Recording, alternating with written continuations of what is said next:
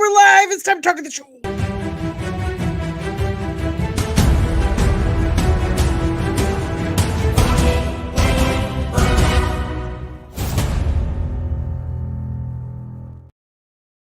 Hey, what's up, nerds? What's up? I did a terrible job of preparing for this stream tonight, which is not something I do very often.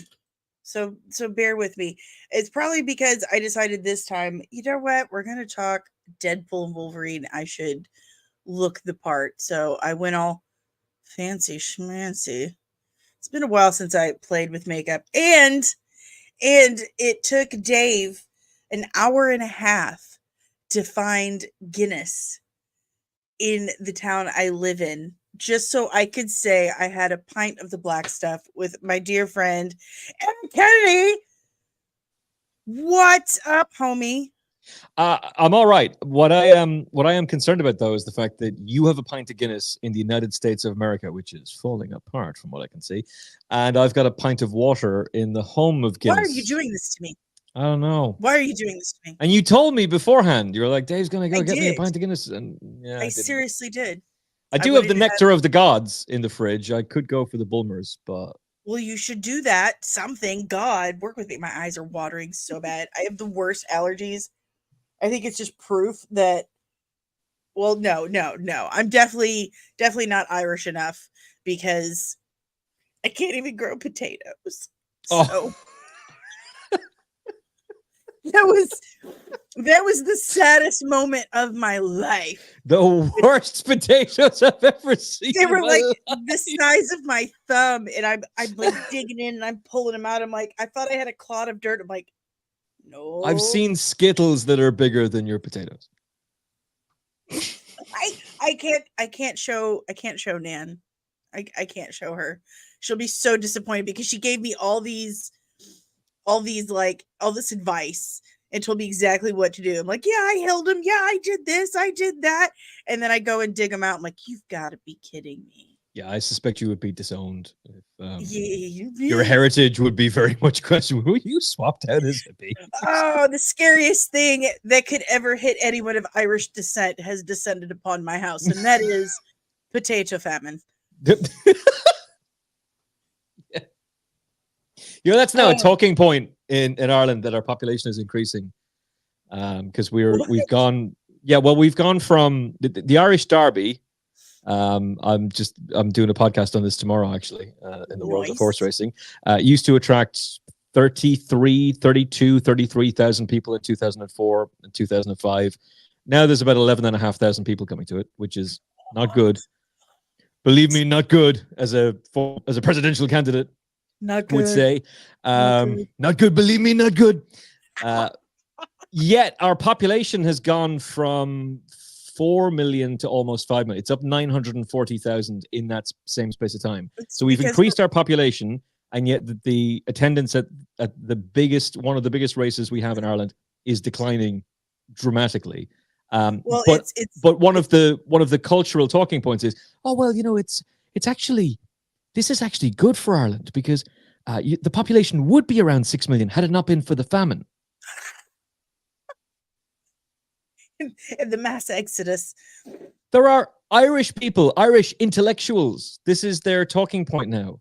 And I have no problem with anyone coming to Ireland. Our biggest export is people.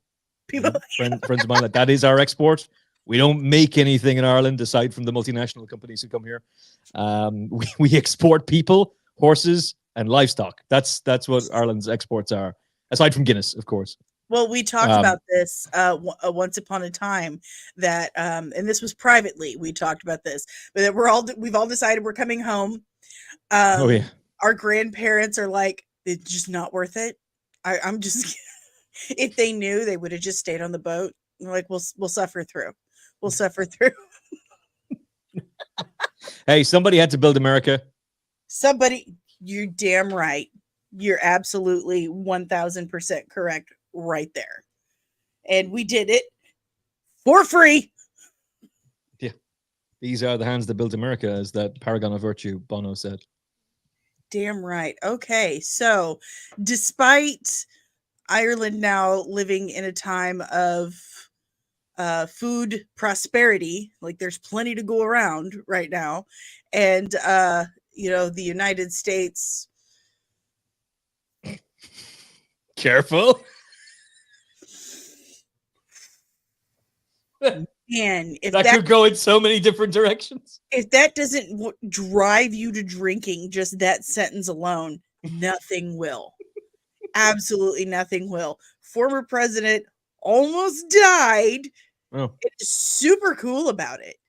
Like, goes golfing the next day and he's like, yeah, I got better aim than that sniper, huh? Hey, you know, you might say that, but I don't know. I think that recovering from COVID at the age of 83 is way more impressive. Isn't that right, Joy Behar? Jesus Christ. Did you see that? I try to avoid all of those things.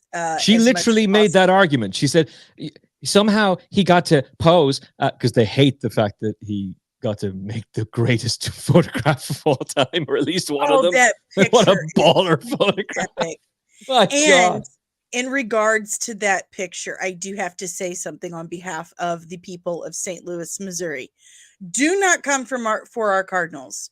Do not come for our Cardinals. If our Cardinals want to run the bases, okay, so our St. Louis Cardinals baseball team, hey Nicole, they have started this thing that when they hit a home run, they cover their right ear and they put their fist in the air as they run the bases. Well, someone, I can't remember who it was, Dave told me about it. Was it Keith Oberman? I don't know the name. That clown. He starts saying how this needs to be stopped. They should be penalized for this. Why? And my middle fingers went straight up in the air as soon as he told me. And I'm like, listen, do not come for the St. Louis Cardinals. That will be the one thing that will guarantee the entire citizenry of St. Louis takes up arms. Hold on a second. Are they trying to conflate and I haven't seen this done except for how you just described it. Mm-hmm. Is he trying to make out that that's somehow like fascist or Nazi? I have no idea. All I know is that he's saying that they're a baseball team. They should stay out of it. And I'm like, you shut your dirty. Oh, wait, because they're replicating Trump's fight. Yes, they're covering their right ear. Oh man, Keith Oberman is the worst. Like these people, anybody. So if anybody, and I would have always identified as left politically. And by the way, I think you know some of this. You don't know all of it. All politicians, all of them are corrupt. Mm-hmm. None of them care about you. They're all paranoid and acting in their own self-interest, which is kind of what everybody does, technically speaking. But these are not people to be trusted. Don't put these people on pedestals, right? Kamala Harris is not coming to save America. She's coming to benefit herself. And Trump's not either, by the way. He's not going to save America either, and neither will JD. But none of these people will. They don't know who you are. They don't care about you. They don't care about you. They care about you for your vote. That's it. But they're all corrupt. I learned that I learned that as a child. I'll leave it at that for now. That's one for the THC stream, not for the CBD stream. It makes me sad for anyone who's 100% one side or the other. I'm like, you're just playing. Don't. But I'll say this: Hollywood is filled with propaganda, right? And media is filled with propaganda, and it's all coming from and for the benefit of the left. Yeah. And if you are a hardcore right winger, I feel really sorry for you in the sense that you have been completely let down by your media, and you've been completely betrayed by the music industry, the Hollywood, and all of that stuff, right? They don't care about you. They don't. But what's worse is they're dehumanizing people, which, ironically enough, this is what Gina Carano was warning about when Disney fired her. Like, she was pointing out, hey, you can't treat people like this just because somebody. There's always didn't the founding. How does an Irish person know more of this? Didn't the founding fathers construct the framework of American politics because they understood that there's always going to be a left, there's always going to be a right, they're always going to disagree. But in order for America to function as a society, both sides will have to be able to work together and compromise. And that's the whole framework of politics. So that's why they established,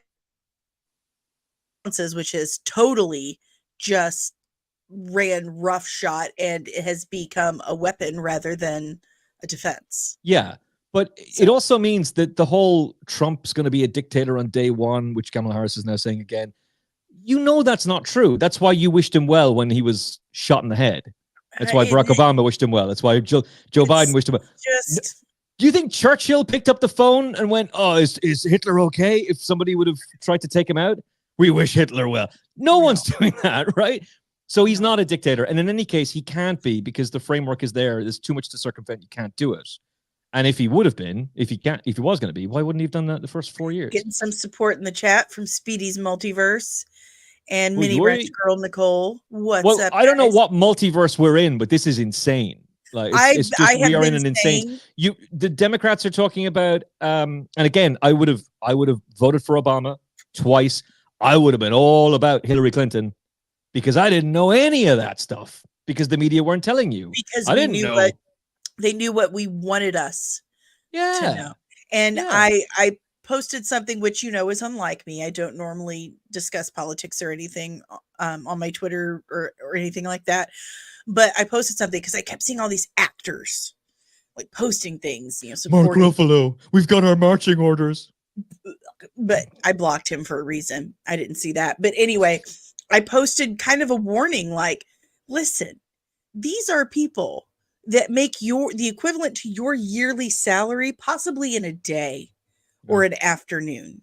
What makes you think you two would be on the same page when it comes to voting, that they understand your needs and what your life is like, what your reality could possibly be like? Why would you think for a moment that someone who is trained to manipulate emotions and lie convincingly is telling you the right way to vote for your life? Why would you think for a moment that they would understand where you're coming from?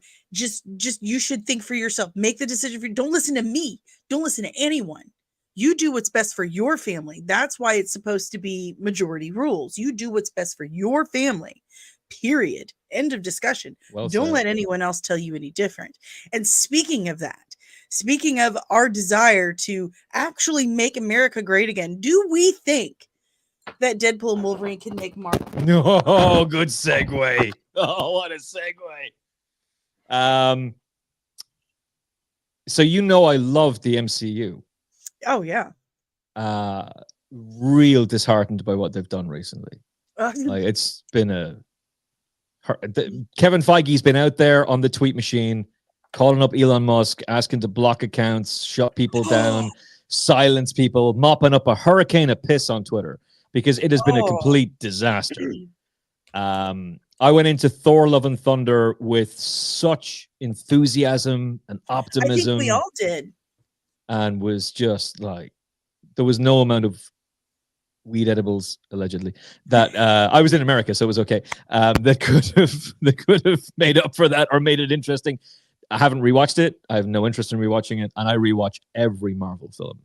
Ant-Man and the Wasp: Quantumania, absolute shambles. Again, haven't rewatched, no interest. Not even a scene that I want to rewatch from that. Just a visual mess. Secret Invasion. Jesus Christ! What the hell was even that? You know better than most that Dave could give two shits less about all of this stuff, about all this nerdy stuff. He doesn't care. He sat and watched the first episode of Secret Invasion with me, and as soon as Maria Hill died, he was like, "No, there's no way. She's been in this since the beginning. They can't do that. That's what a shit way. What a disrespectful way to remove Colby Smulders from the Marvel universe. Like, what a shit way." And so he really honestly did not believe that was the end. He's like, she's got to be like a Skrull or something. So he actually watched more of the series with me, and it came very evident that no, they just straight up, dude, justice for Maria Hill. I will never stop saying it. That was just dirty as shit. Justice for Talos. What did you kill them for? You killed them for nothing. I can kind of get killing Talos, by the way, because where is that character going? By the way, Look, you could do so Emmet. much with him. A shapeshifter that can be anybody that is aligned to Nick Fury. He could have been a huge figure. He's Ben fucking Mendelsohn, by the way. Sorry to swear this early in the show.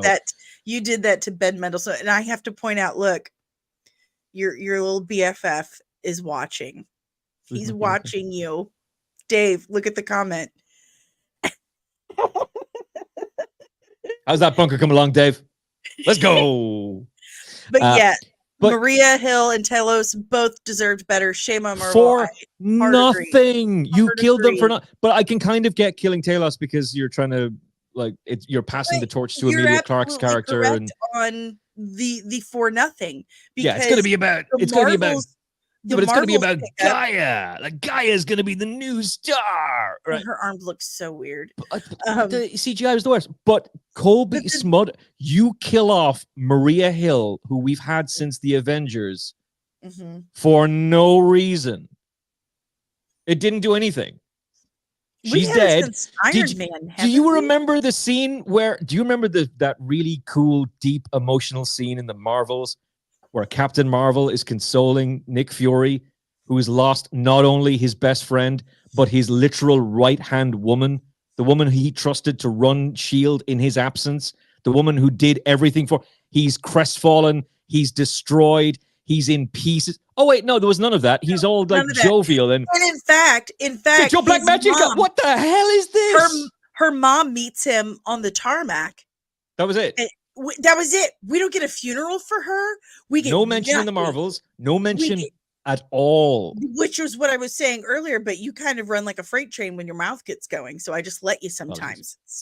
I don't want to get run over. But listen, we get the Marvels. The Marvels, which is supposed to pick up immediately after Secret Invasion, and he's just happy. He's a different character. He's totally different. He's joking. There was no, I just lost my wife basically again, and I've just lost alien wife. I could have swallowed the alien wife a little more if they had some kind of emotion involved with it. But I forgot the alien wife. And it was that horrible kiss at the end. It was such a mess. The whole thing, it's been such a mess. I think the biggest sin that Marvel has committed the last few years since Endgame has been hubris. They felt like they were absolutely untouchable. There was no competition. DC wasn't performing like they're supposed to. There was zero competition. So they figured, you know what? We can kick back, put our feet up. No big. They'll buy whatever we're selling. And they've found out FAFO, we're not. We're just not. So, hello. I do not want to say that name out loud because I will butcher it. It looks like Ms. Lune Toilet. Ms. Lune Toilet. Toilet. I'm supposed to be French, but I'm not. So that's a story for another time. But I've seen the interviews with Feige dropping the F-bomb. He's like, I'm so happy I can say that now. Like, I love that word. Like, everybody loves that word. I love that word. I use that word with my grandma, and I really shouldn't because it's, just pepper it in like Salt Bay. Just a little. But if I was to answer your question, like, to get back to it, to be fair to you, Marvel Studio, when that Marvel Studios banner plays, that was a sign of quality. That was the sign of this is not a Sony picture in association with Marvel Studios. Thank you. This is not Fox in association with Marvel. This is Marvel motherfucking Studios. That's like the HBO tone. Yes. Before Game of Thrones would come on. Yes. Like you're about to see some quality. And it was. And the thing that was incredible about it is that, particularly from the Infinity Saga, it's this intricate, interconnected web of films that all connect together but can be enjoyed in standalone movies and are all leading towards this epic end goal. Yes. And we get a fabulous payoff. I know some people now want to say, oh, actually Endgame was probably... No, Endgame is great. Right? It's a Yeah. great film, and It's I don't know how the cinema. hell they did it, and It thank is God the cinema. Russos are coming back. Yeah. Oh yeah, it's that's when Scorsese went, actually I was wrong. Marvel's the GOAT, Yeah, he and needs to and Feige's a genius. But since then, ooh dear. I love Multiverse of Madness. I know a lot of people don't. I really like that film. I'm kind of reluctant to rewatch it though, because maybe in a review I might feel somewhat different about it. But I loved it at the time, and I definitely watched it multiple times. No Way Home is incredible. I liked Eternals. I didn't hate it. It's not incredible, and they're right not to do a sequel to it. Black Widow was a very welcome film. You know, like I can go through all of that stuff, but once you get to, I think Miss Marvel ages really badly. I think at the time, like Kamala Khan's lovely, or Man Vellani's lovely, and she's I love her. absolutely ideal as Kamala Khan. Don't care about that character, and I don't think that show actually holds up overall. You need to get away from these characters. You need to get back to the OGs. I want more Kamala Khan though. Like maybe not the No. show, No. but look, I love her. Okay. I love her because she feels like me. She's a big nerdy fangirl who gets a chance to hang out with her heroes. And I get to do that from time to time because I'm a big nerdy fangirl too. And I did the same crap she did when I was a kid, except we didn't have YouTube and stuff. I just had drawings that I drew all over my wall, making my own comic books and stuff. That's why I love Kamala Khan, because on that certain level, I relate to her. She's kind of like how Spider-Man is for a lot of guys. That's what Kamala Khan is for me and a lot of other women I know.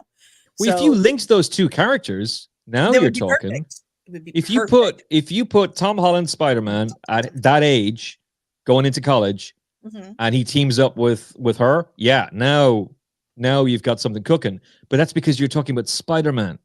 It's Spider-Man. He's a legacy character. We all know him. You need to get back to that. You need to get away from even Moon Knight. Like in the end, really, they kind of messed up that finale. And I liked Moon Knight. I liked it. But I did. And I like the supernatural stuff. I like the magic supernatural stuff. And oh yeah, absolutely. I feel like DC does that better. Because Marvel always makes it some kind of cosmic something. In the end, it's always their magic's always, there's always some scientific explanation for it. Like I don't necessarily need that all the time. I like the mystery. I like some of the macabre. I want to see more Werewolf by Night. So, but let's talk about what we know about Deadpool. So but just to say, I am excited about this film. I am excited about it. I believe it's going to be a lot of fun. I really do. I'm kind of almost on purpose. I think it's not going to be till Friday evening when I get to see it. But I am very excited to see it. I'm trying to lower my expectations because I've been so disappointed by Marvel stuff recently. I'm excited, and I think they're going to get it right. I think they will. I talked to Fabian Nicieza, who is one of the creators of Deadpool. I got the really super awesome opportunity to interview him for the channel. So if you guys want to check that out, just scroll down on my videos. It's a big blue thumbnail. Fabian's a cool dude. He's the one who actually gave the Merc with the Mouth's mouth. Like he gave him the personality and all that stuff that we love about Deadpool. He saw it last night at the New York premiere with Gail Simone and a couple other people. Hands down, loved it. Loved it. Absolutely loved it. He had no notes. He said it's hilarious, it's mean, and it's got heart. Like it kind of like the other Deadpool movies, I would say. But at this point, I can honestly claim that Ryan Reynolds has not done us wrong with Deadpool so far. Fabian is actually the one who cast Ryan Reynolds as Deadpool, but he did it in like 2006. It was in one of Origins, wasn't it? Well, it was in one of Deadpool's fourth wall breaks. He said, if I were to describe what I looked like to you, it'd be kind of like a rotten avocado mashed with Ryan Reynolds. But Marvel wouldn't let him spell the name correctly because they thought Ryan Reynolds would sue them. But Ryan Reynolds saw it, freaking loved it. And he's like, I'm going to make this movie. Oh, wow. So, yeah. Fabian is like, he's kind of an ass, but he's earned it, you know, kind of guy. So he's cool, and he absolutely loved the movie, and he just had nothing but things to say about it. So I'm really stoked. I'm to the point, I'm so excited that I'm channeling my father, and I've stopped watching any teasers, trailers, anything that pops up online. I'm just like, I don't want to know anymore. I've noticed for myself that ruins everything for me at this point. We have been so spoiled in the past, thanks to Shine Hello and Can We Get Toast? Oh, basically Daniel RPK. Just pour one out for Toast. Pour one out for poor Toast. Who's been toast, but that's okay. They've got 2 other all accounts. The same person. Yeah, exactly. Yeah, you beat me to it. Exact same person. Yeah, it's Daniel RPK. So, or Daniel is My Time to Shine. Who the hell knows what gender those people are? Josh is always saying she. I'm like, stop it. You know, it's Daniel. Yeah. No, it is. Yeah, well, he doesn't like Daniel, and he has every reason not to. He does have every reason not to, and I respect him for that. Also, totally... he was full of insert colorful language. Like, he was talking nonsense. He was saying, no, they're not getting rid of Kang. Kang's not going anywhere. They're definitely going to keep Kang. No, Kang's not working. No one cares about Kang. Kang's gone. It's not working. And after what Jonathan Majors pulled earlier this year, and you and I both know breaking up that fight was the worst acting I've ever seen. You and I both know that they had that press release locked and loaded, waiting for the verdict. He was gone. Yeah, he was. Yeah. He was done. In my opinion, is he a shitty boyfriend? Is he an abusive boyfriend? Yes, he is. But the charge that they charged him with was complete BS. Oh yeah. It was 100% BS. They just wanted to get him for something. Okay. New York, baby. New York. Yeah. Welcome to New York. That you can't get away with that in St. Louis. I promise. But you also don't have that many people coming out and going, yeah, this guy's a POS. Yeah. Well, actually. Not that many. There was a lot. There were a few. Like, he's not so great. Yeah, I ain't surprised. Yeah. They were all Nate Diaz. I ain't surprised, mother. But okay, so Deadpool 3, Deadpool and Wolverine had me at the very first teaser. Oh man. When Wade comes out, he's talking to the TVA, and he says, Hugh Jackman eating his apple. He was the pegging comment, like introducing Disney to pegging. Oh, sorry, I was talking about the first promo when Hugh Jackman just casually walks in the background eating an apple. You want to do the film? No. Yeah, all right, whatever. About, like, the first actual trailer. Okay, so pardon my incorrect language. What do you mean, Jesse? What is this? Amateur hour? Where's it at? What are you? Never seen a Deadpool movie or Ant-Man? Block them. I love her too much to block her. Block them. I still haven't gotten rid of it. Look at this. Look at her logo. It's a delta. Oh, do you know what that looks like, actually? A mirror? That looks like it looks like a very cool logo of someone who just got blocked. Oh! That's a really cool logo, in fairness. Yeah, she's super cool.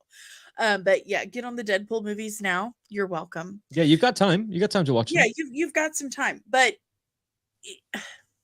definitely watch the first one. Second one. Then, I like the second one too. I do too, but you can skip it. Baby, actually, no, you can't skip it. You can't skip it. You need to know what he does with cable. No, watch it. Watch you do. You need to watch all of that. Yeah. So he comes out and he talks about pegging Disney, basically.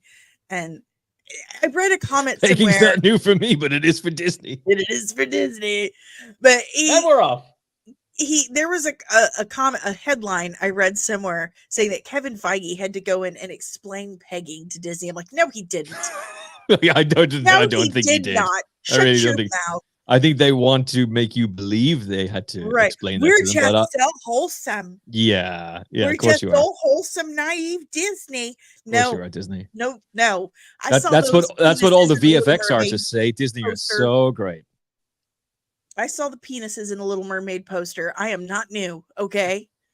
We don't believe you, sirs and ma'ams. But then they went down. Okay, so he's sitting there with Blind Owl, and she's talking about cocaine. He's like, we can't. We're Disney now. And he goes down the list. Do you want to build a snowman? That is. I'm going to go walking around parties asking people if they want to build a snowman now, just to see if it works. If some of that white girl, you want to build a snowman? Oh. I do, but it can't. So what we know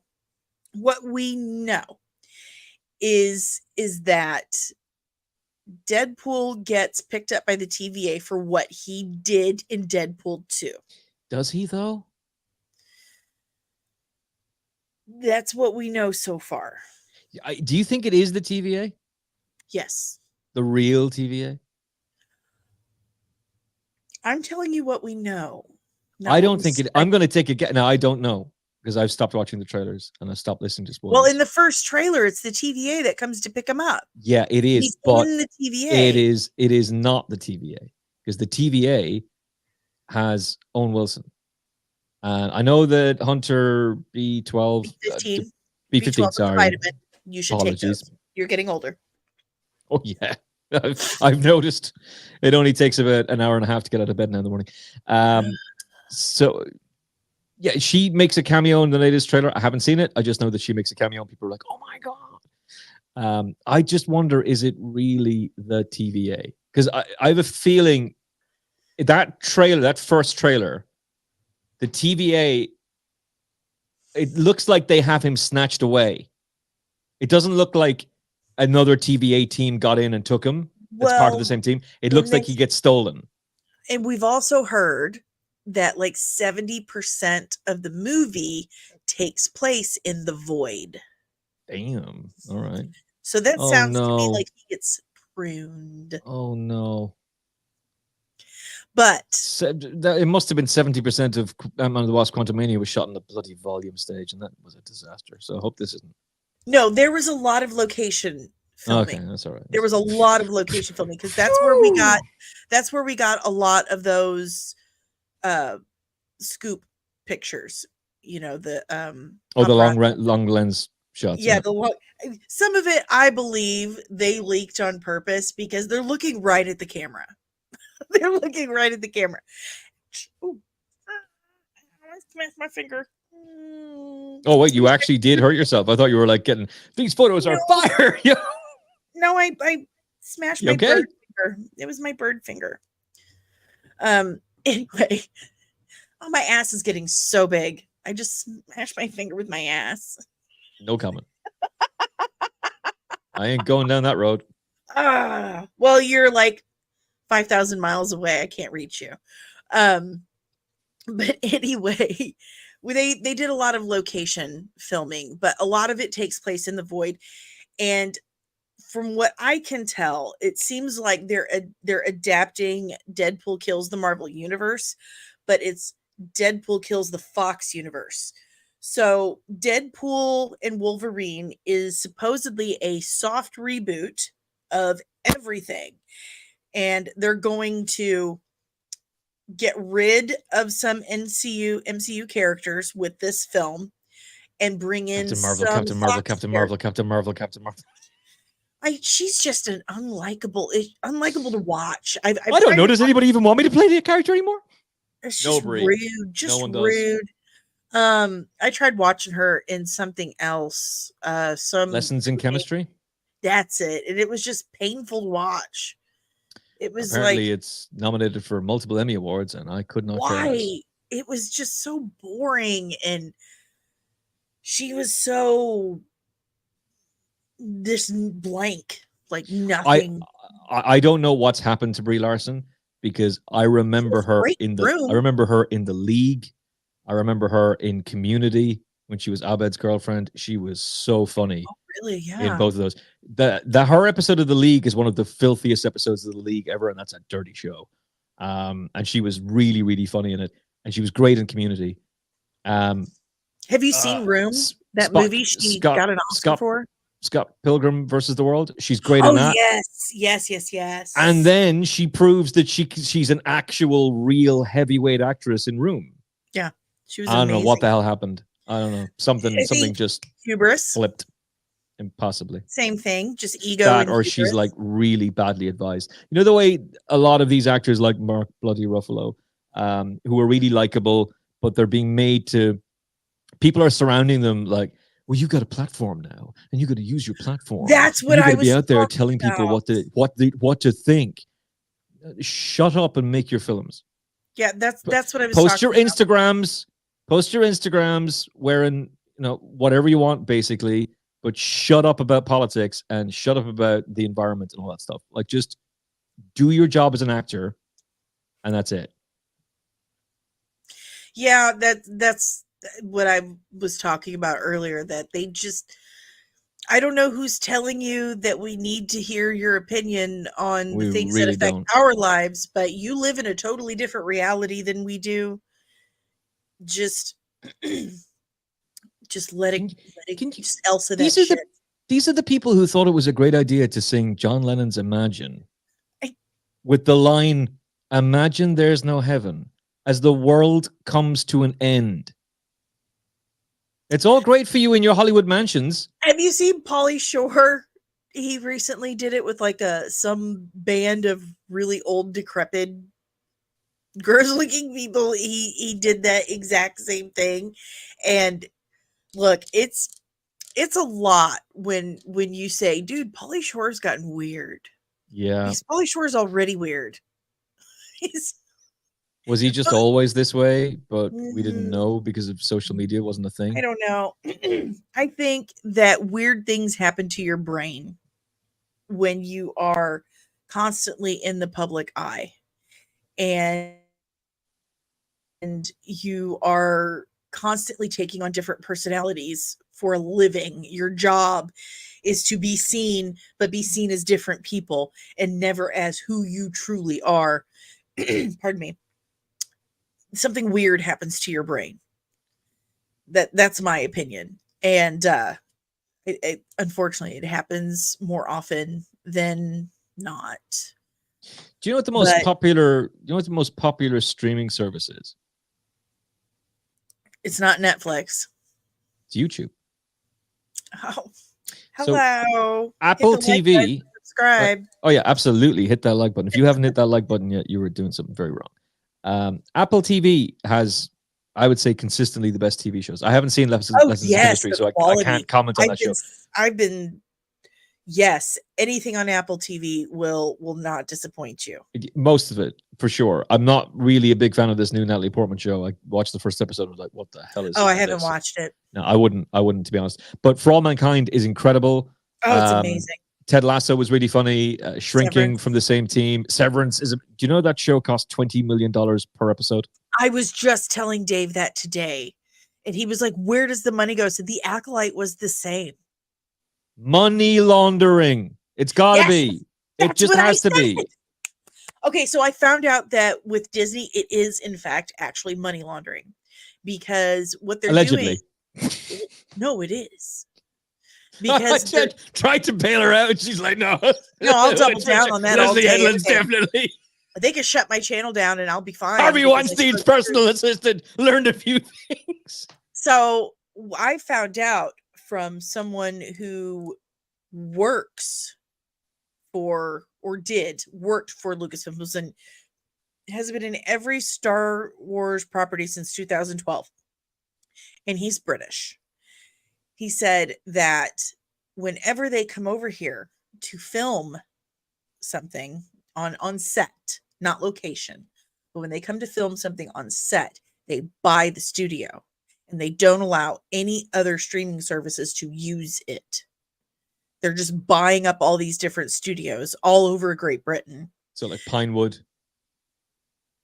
So when they say they have a budget of $180 million for a TV show, part of that budget is going to buying the studio they're filming at, not renting, but buying it, and then not leasing it to anyone else. So it's like a monopoly of studios over there, but they are using their show budget. And with Star Wars shows, a budget for a specific show is actually a budget for Star Wars. So it gets diverted to other projects. Oh, well, but also buying studios. But what the last bit makes more sense. I don't understand the buying studios thing, because if you're renting a studio, you're not buying it. And why would you block rent out all of Pinewood? Why would Pinewood even agree to that? Because it means that anyway, whatever. London is the new Atlanta, by the way. Atlanta's fucked. I've done it again. Atlanta is basically toast, and London's going to take over. So most of the projects are in the UK. Fantastic Four filming in the UK begins in next week, isn't it? After Comic-Con. The good news is, if a certain friend of mine gets hired for a project that's in Europe or Great Britain, I get to work on it. Let's go. So if I show up in Great Britain, at least, to film somewhere, your ass better get on a boat or just take your helicopter. I know you've got it in the garage, and come see me. Call back. I'll get the helicopter, and if it's not working, I'll borrow the neighbors. But that's because there's no makeup artist union in Europe and that's right. Yeah. There is here, so I'd have to pay like a couple $1,000 minimum and get sponsored by so many in order to become a member of the makeup union here, and so I can't work on sets here. No thanks. Yeah, sucks. But that's great. Please God, touch wood, you will be getting that, and hopefully I can fly over on a plane, not the fake helicopter, and head over and have some fun with it. That'd be amazing. You got some Legos, just we can do that too. Yeah, of course. Lego a helicopter. Is the White House in view? Which way do I go? Is it in view? Oh wait, is it this way? Which way is it? It's this way. I have no idea what way you're facing. So the White House, baby. The place that Joe Biden is not really remembering that he lives in. But the world we live in, it's crazy. Yeah, but Apple TV have only 2% of the market in America, the streaming market. So they're cutting back. Insane, which is to me. Bonkers. Like, Apple's a massive brand. Loads of people, vast majority of people, I think, have iPhones. Monarch was amazing. Yeah, great show. Everything on Apple TV that I have watched, Invasion, I have really, really enjoyed and looked forward to, especially For All Mankind. For All Mankind is just a masterclass in how you do an actual series. That show is just sci-fi magic, and I love every bit of it. And I'm really, really hoping that Ryan Reynolds and Sean Levy can pull a rabbit out of their asses and make Marvel great again with this movie, because we need it as Marvel fans, as comic book movie fans. I think we've earned it at this point. We have swallowed enough fecal matter that they have put out in the last year, 2, 3 years even. Just please tell me that they didn't come in. I really hope, and I feel that he has been, but I feel like Kevin Feige was all hands on this one. That this one he did not delegate. Thank you, Jesus, because he delegated a lot in the last few years because it was expanding so much, and he couldn't be there every single project every second to give it the Feige touch. Ant-Man and the Wasp: Quantumania. That was Victoria Alonso's shit show. My God. That was her. She was the one who was the producer for that movie, and she screwed them so bad. She pissed off 25 VFX houses, not 25 VX people, 25 VFX houses. That's companies. She pissed them off and was so hateful to them that they all quit. And because they quit, they had to scramble with what they had. And that left them at least 11 action shots short. 11 action scenes, not shots. 11 action scenes short. So that changed the entire movie. That's How's that what even possible? Because she decided she was kingmaker. What That's a what moron. happened. They made Godzilla -1 for $12 million. With 15, no, about 20 VFX people. Yeah. 20 VFX people as opposed to 25 VFX companies worth of people working on a project. Hollywood should be terrified right now. Absolutely terrified because their bubble is bursting. There's no way that $180 million shows should suck this bad. Yeah. There's absolutely no way. I mean, The Acolyte was a travesty. Oh, it's an absolute disgrace. And I am like, entertainment is subjective. If you want to go online and tell people that you really like The Acolyte and you think it's absolute Star Wars, good for you. I'm glad you enjoyed it. It's a terrible TV show. It's badly written. Amanda Stenberg, whatever her name is, one of the worst actresses I have ever seen. Like, she is garbage. No, I'd say Rebecca Henderson, aka the Green Meanie, the wicked bitch of the West. I would like to apologize. So much worse. I would like to apologize. I would like to retract and restate that Leslie Headland's Harvey Weinstein's ex-assistant's wife is the worst actress I've ever seen. The second worst is Amanda Stenberg. And not They're to both mention, awful. The entire time she was on set, she was full blown. Don't you know who I am? Who are you? No one does. Talk to me, screaming at the top of her lungs so loud that they could hear her on the other end in another department. Like, she was absolutely psycho hose beast and just totally full of herself the entire time. I told my friend, you should sue. You should absolutely sue for hostile working environment. I don't know if you have that in England, but you should totally sue for that because that is just unacceptable behavior, especially when you're doing your job. Wouldn't you think that Leslie Headland would want to make absolutely certain that there's no set she works on that's like that kind of a toxic environment? No kidding. And you know what I noticed? I noticed something. So she did this. She did so many interviews after every single episode. Star Wars saved my life. Yeah, sure it did. Every single episode, Leslie Headland ran and did an interview explaining herself in the episode. Like, okay, so like it's kind of like a joke, Leslie. If you have to explain it, it's not funny. Yeah. But she, after the show ended, she did an interview saying how she wanted to tell a story, how the bad guys don't see themselves as bad guys. First of all, no shit, Sherlock. Okay. The bad guys don't see them as bad guys. They see their actions as justified. They're just like you and me, and they just want to live their lives. I'm like, oh, really? That is what like the fascists thought. Yeah.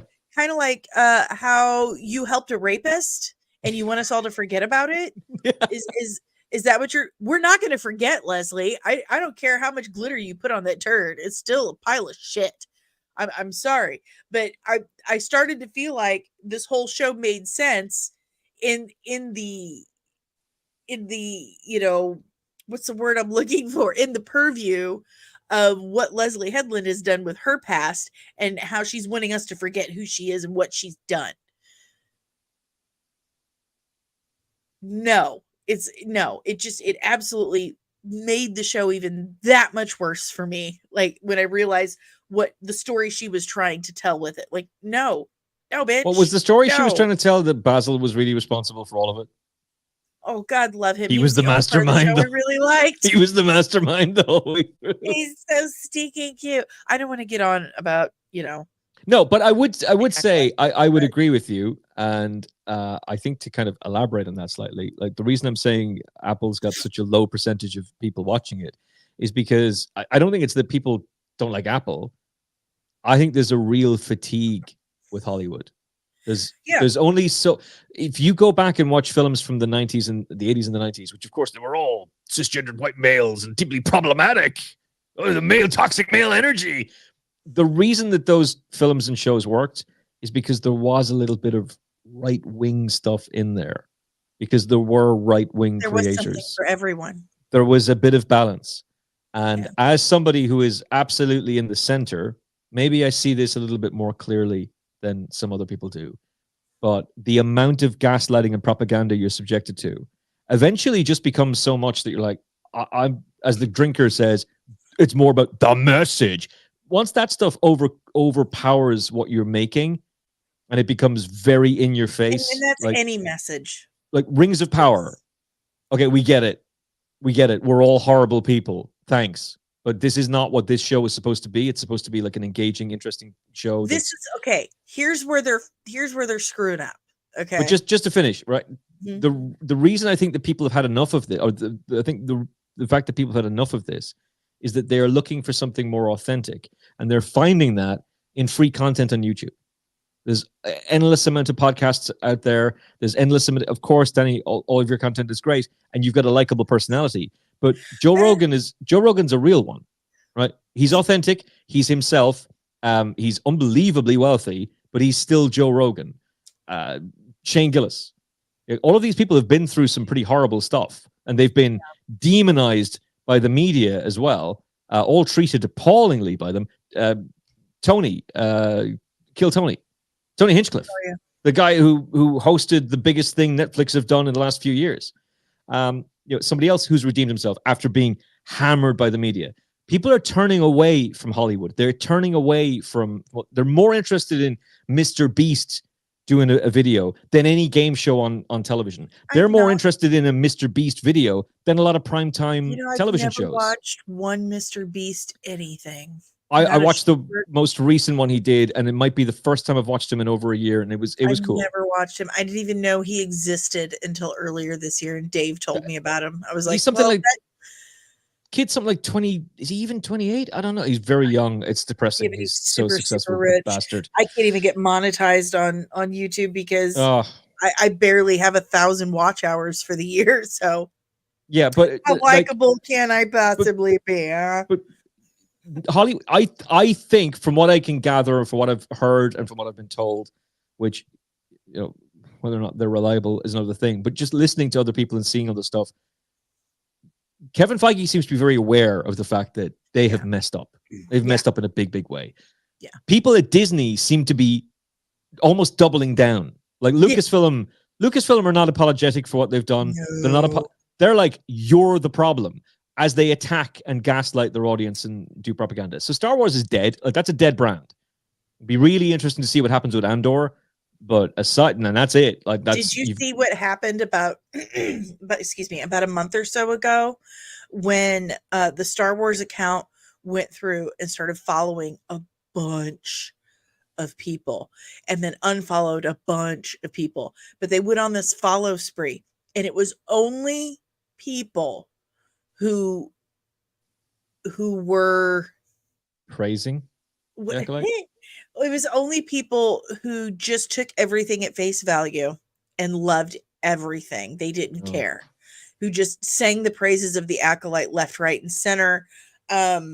They went through and followed all those people, and you have all these other content creators and Star Wars fans like, hey, Star Wars, follow me. Like, follow me. I love Star Wars.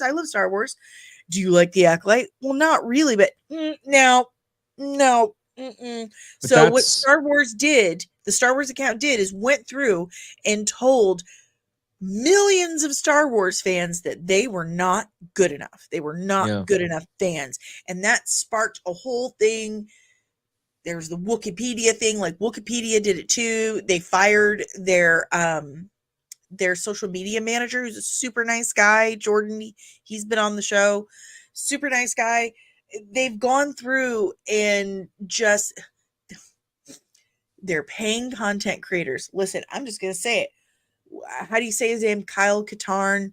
He's on that one Star Wars channel. I can't remember the name of it, but they sent him this big box of just cool shit. Ramen Oh, he's a bowl. shill. Yeah, 100%. He's paid. They're paying these people. They're paying them. Like, if you just sit and say, Star Wars is great, nothing to see here, everything's fine, they'll send you all this stuff. They will pay you for it. And then they, in turn, take to social media and basically attack the rest of us. This dude used to follow me. He followed me. You know, big YouTuber, Star Wars YouTuber. He was one of a couple other ones. Used to follow me. But as soon as I said, you know what? And you know, I never come out and say, oh yeah, fuck this, it's a piece of shit, blah, blah, blah, blah, blah. I never do that. I'll say, you know what? The production quality is good, but I don't care for this. That's exactly what I said about The Acolyte. The Acolyte has great editing, great production value. Like the production design team definitely deserves a pat on the back because it looked like Star Wars.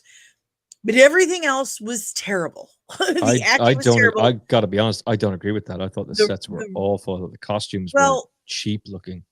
That's costume department. I'm True. talking about like on the ships and stuff. That felt like the ships were okay. Yeah.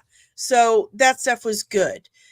But the acting and literally everything else was just way subpar. And aside from Squid Game guy and Manny Jacinto, yes, they're great. They're throwing they are throwing everything into the horrible script they're given. They're trying so hard. Everyone I know has said the same thing. It's the execution. Yep. The story could have been great, but it was the execution. They just didn't try. I firmly believe that the script was written by ChatGPT because there's no nuance. There's no nuance. There's no emotion, and there's no detail. And that's what ChatGPT gives you.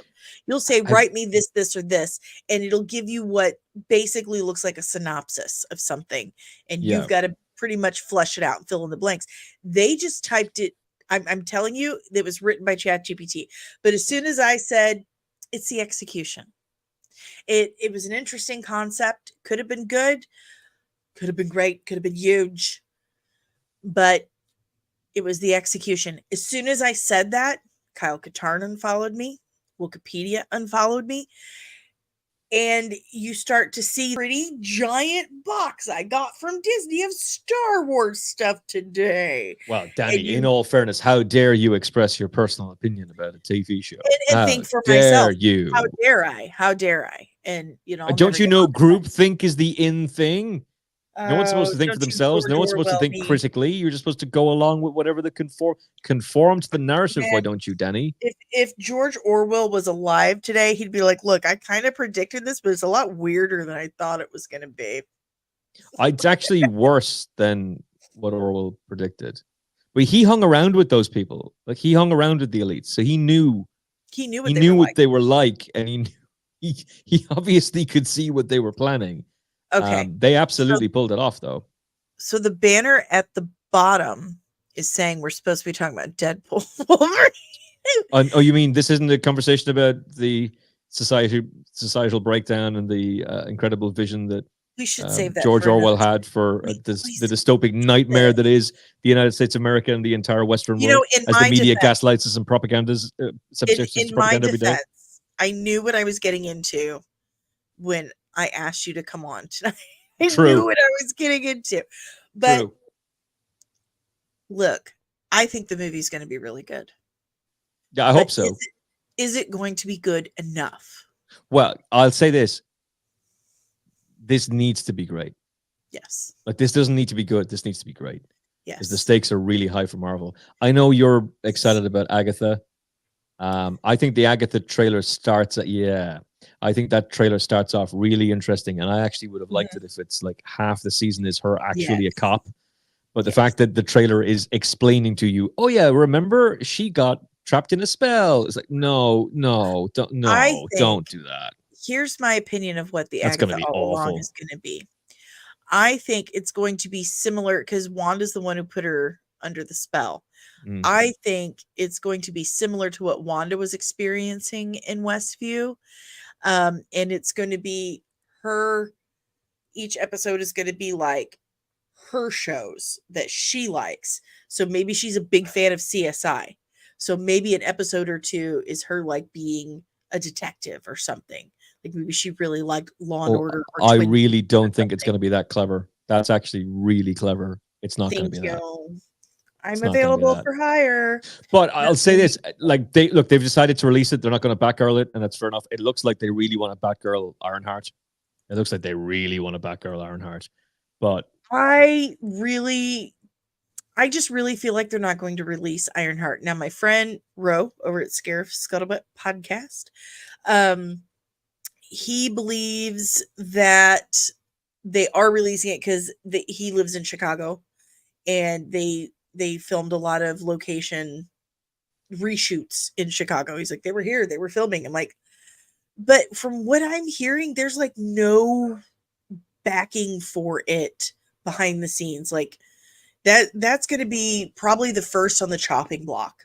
the only thing that would suggest to me that they will release it is they're probably going to do it as a Marvel Spotlight, which was their bullshit title for Echo to try and just move. Yeah, this isn't really part of the MCU. We just kind of made it and we don't want to cancel it because there's Kind too of like many. what they're doing for Nova. And yeah, they're more concerned about the optics of canceling the show and the people they had involved in it not releasing that content than they are with this is going to damage the brand overall, which is what they should do with Agatha. Should not be released.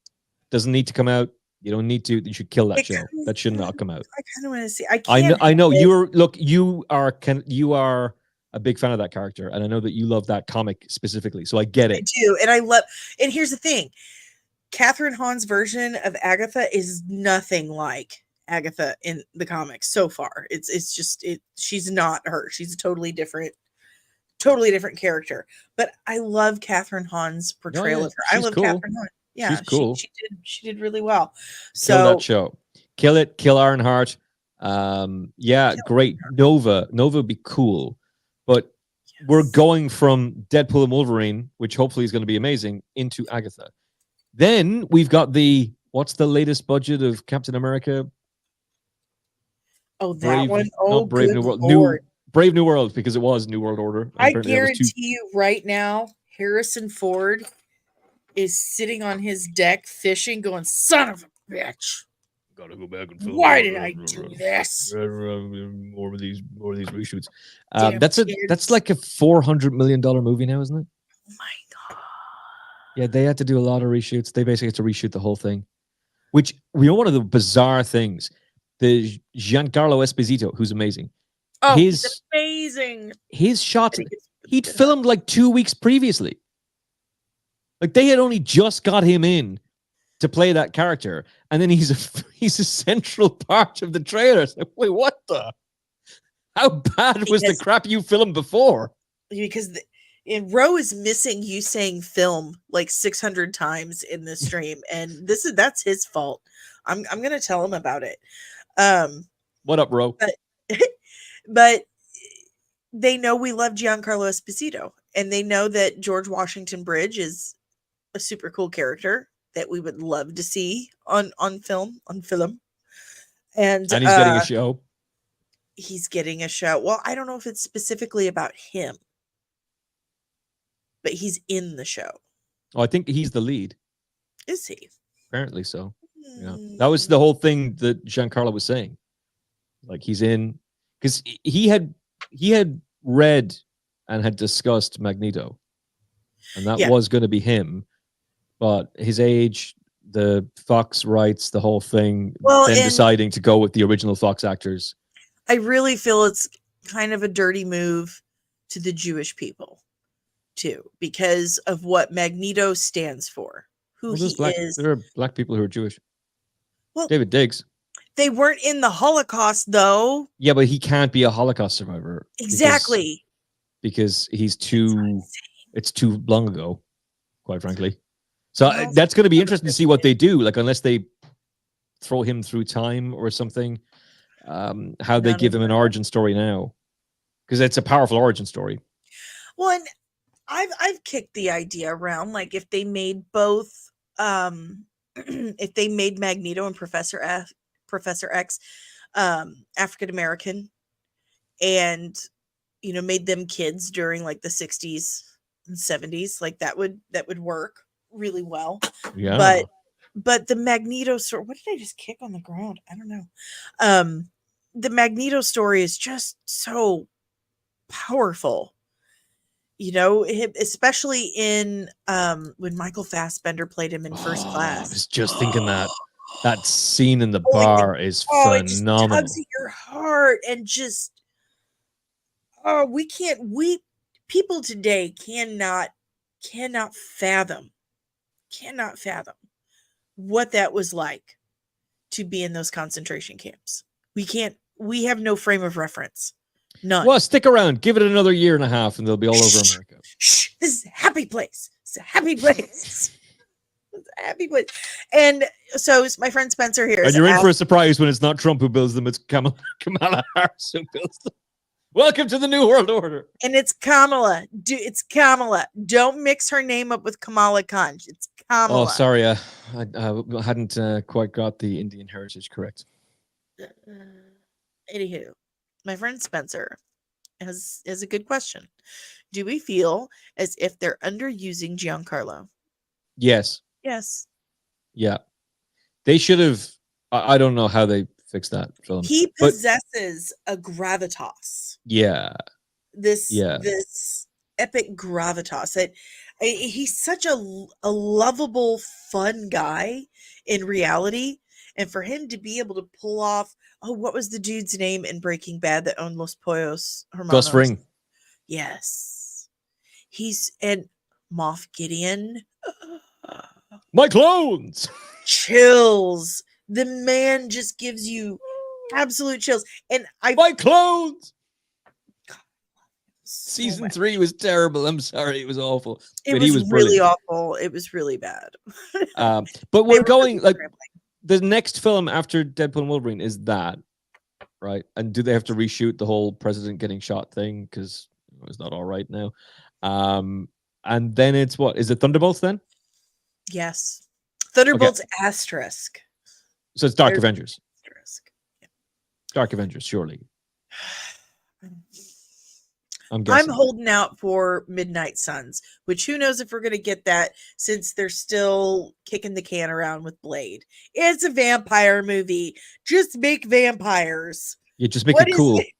Just make it. He's killing a bunch of badass vampires. And can make we him cool? Just have our British Blade like he's supposed to be from London, like in the comics. It canonically he's from London. But then Wesley Snipes is like, no, I ain't doing no accent. Motherfucker. Apparently he's coming back. Multiverse, baby. A lot of people, and I tried to tell Josh that I just don't see this happening, but Josh keeps saying that he's going to be in Deadpool Wolverine. I said, but Ryan Reynolds hates. Yeah. Good point. Hates Wesley Snipes. Good point, Danny. Because of what happened in Blade Trinity. He treated him like human garbage. Like he treated him like a wet wipe. He did not care for him. He was cruel to him. And he beat on Halle Berry. And Halle Berry is in Deadpool Wolverine. I don't see Ryan Reynolds. And I could totally be wrong because I do not know Ryan Reynolds personally as much as I would love to know Canada's most handsome, famous person. But he seems like a guy with integrity. Like a guy with integrity. And I don't see him putting that aside for a 5-second woohoo from, Joe Schmo. Well, so I think, and I don't know anything about the cameos and didn't know about Halle, but it makes sense. It is possible the Blade is in it, but that it's Mahershala. And that maybe what they've done is gone, hey, you've been waiting 5 years to play this character, aside from that one bit of voice acting that you ADR'd into the Eternals for a post-credit scene. Like, let's give you like a 60-second cameo in Deadpool and Wolverine. Let's do that. Or maybe Ryan Reynolds just goes, I know what the audience wants. I hate this guy, but I'm going to give him a 60-second cameo because the fans are going to love it. Apparently, I have Ryan Reynolds on speed dial. Look, I'm only an honorary Canadian. They only give Ryan Reynolds' phone number out to actual Canadians. I'm only honorary. So. Oh, so John Campia has it? Yeah.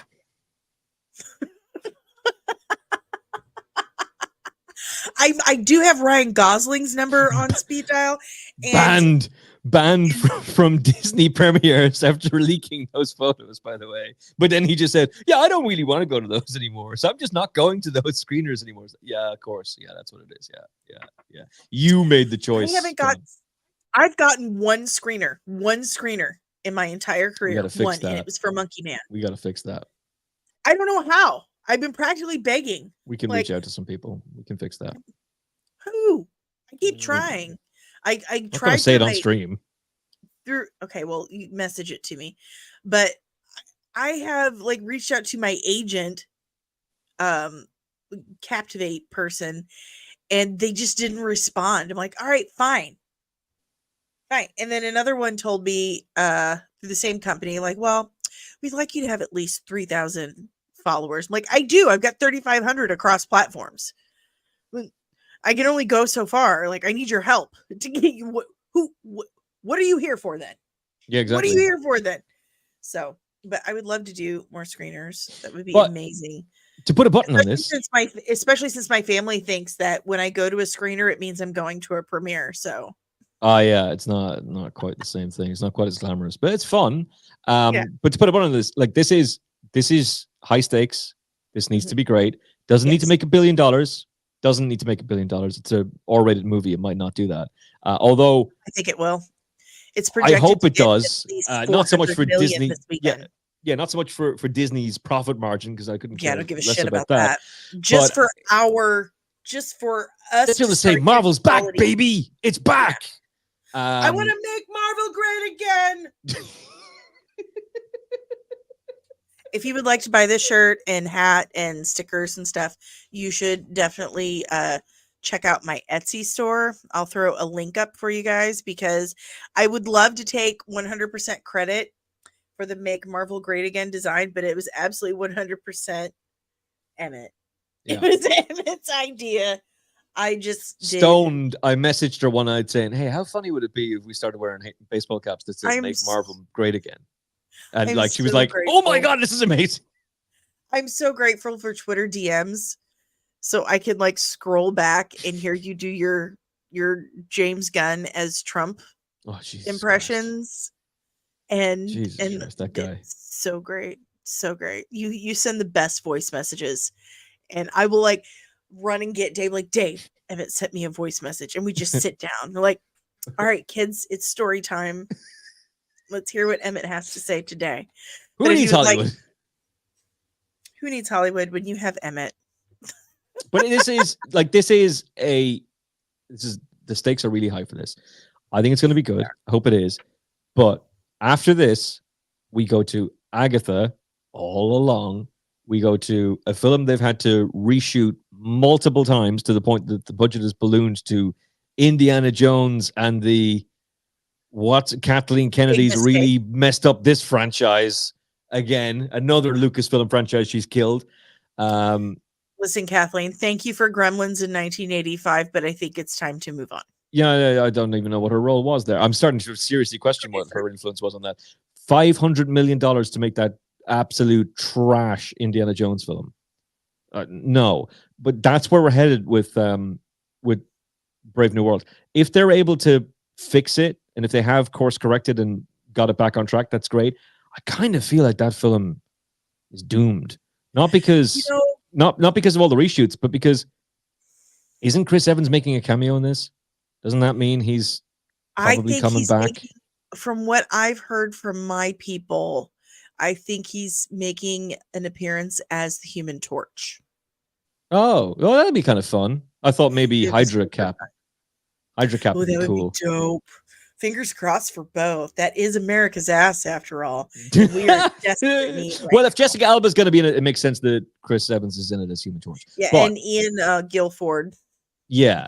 So that'd be and Michael Chiklis. So yeah, that'd be pretty cool. But is Anthony Mackie was a great Falcon. Anthony Mackie Like, was a brilliant Falcon. Is he Captain America? Like, is he really? he's Captain America now, and there's a new Falcon. No, but you're not Captain America. You don't have the super serum. You know who does? Bucky. And Bucky's been in the MCU since the jump. He's been in the very first Captain America, the first Avenger movie. Yeah. God bless I don't know Sebastian why you Stan. didn't make him. Thank you for immigrating from Romania, Sebastian Stan. We're happy to have you. One of my favorite actors. The dude's an amazing. And I love Anthony Mackie too, by the way. But you need Captain America to have the serum. They need to be a super soldier. How is he going to fight Red Hulk? He was Captain America in the comics. I just want to say that he was Captain America in the comics. So was Bucky. There's precedent. Yes. So were a lot of people. Captain America's kind of a slut. All right. I'm just saying. But this needs to be good. I think it will be. I'm excited. I'm excited about Thunderbolts. Very excited about that. I'm really excited about Daredevil Born Again. But will it carry us over? That's the thing. Will it be enough to reinvigorate us to stick around and wait for them to get their shit together on other things? Yeah. Ryan Reynolds is great. He's great at what he does. He's great at Deadpool, and he writes Deadpool. Like he knows what he's doing with this character and with these movies. Are they going to pick his brain for other things? Are they going to do whatever they have to do to keep him? And does that include getting their shit together? Because I'm just going to keep saying it, get your shit together. Like, really, you were doing so amazing. You were dominating everything. You were steamrolling over every single IP, every movie that you competed against in the theaters, you completely blew away. In the last few years, again, hubris. They were so good. They made Warner Brothers kill the Superman Enter the Night movie and jump straight to Batman v Superman, which was a total mistake and a complete mess. Oh, total mistake. Listen, if you want to play the game and you want to win the game, you don't get to change the rules.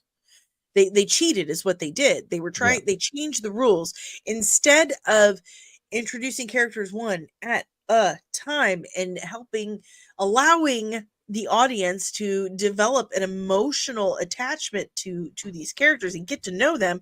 They just threw them all together at once and said, like them.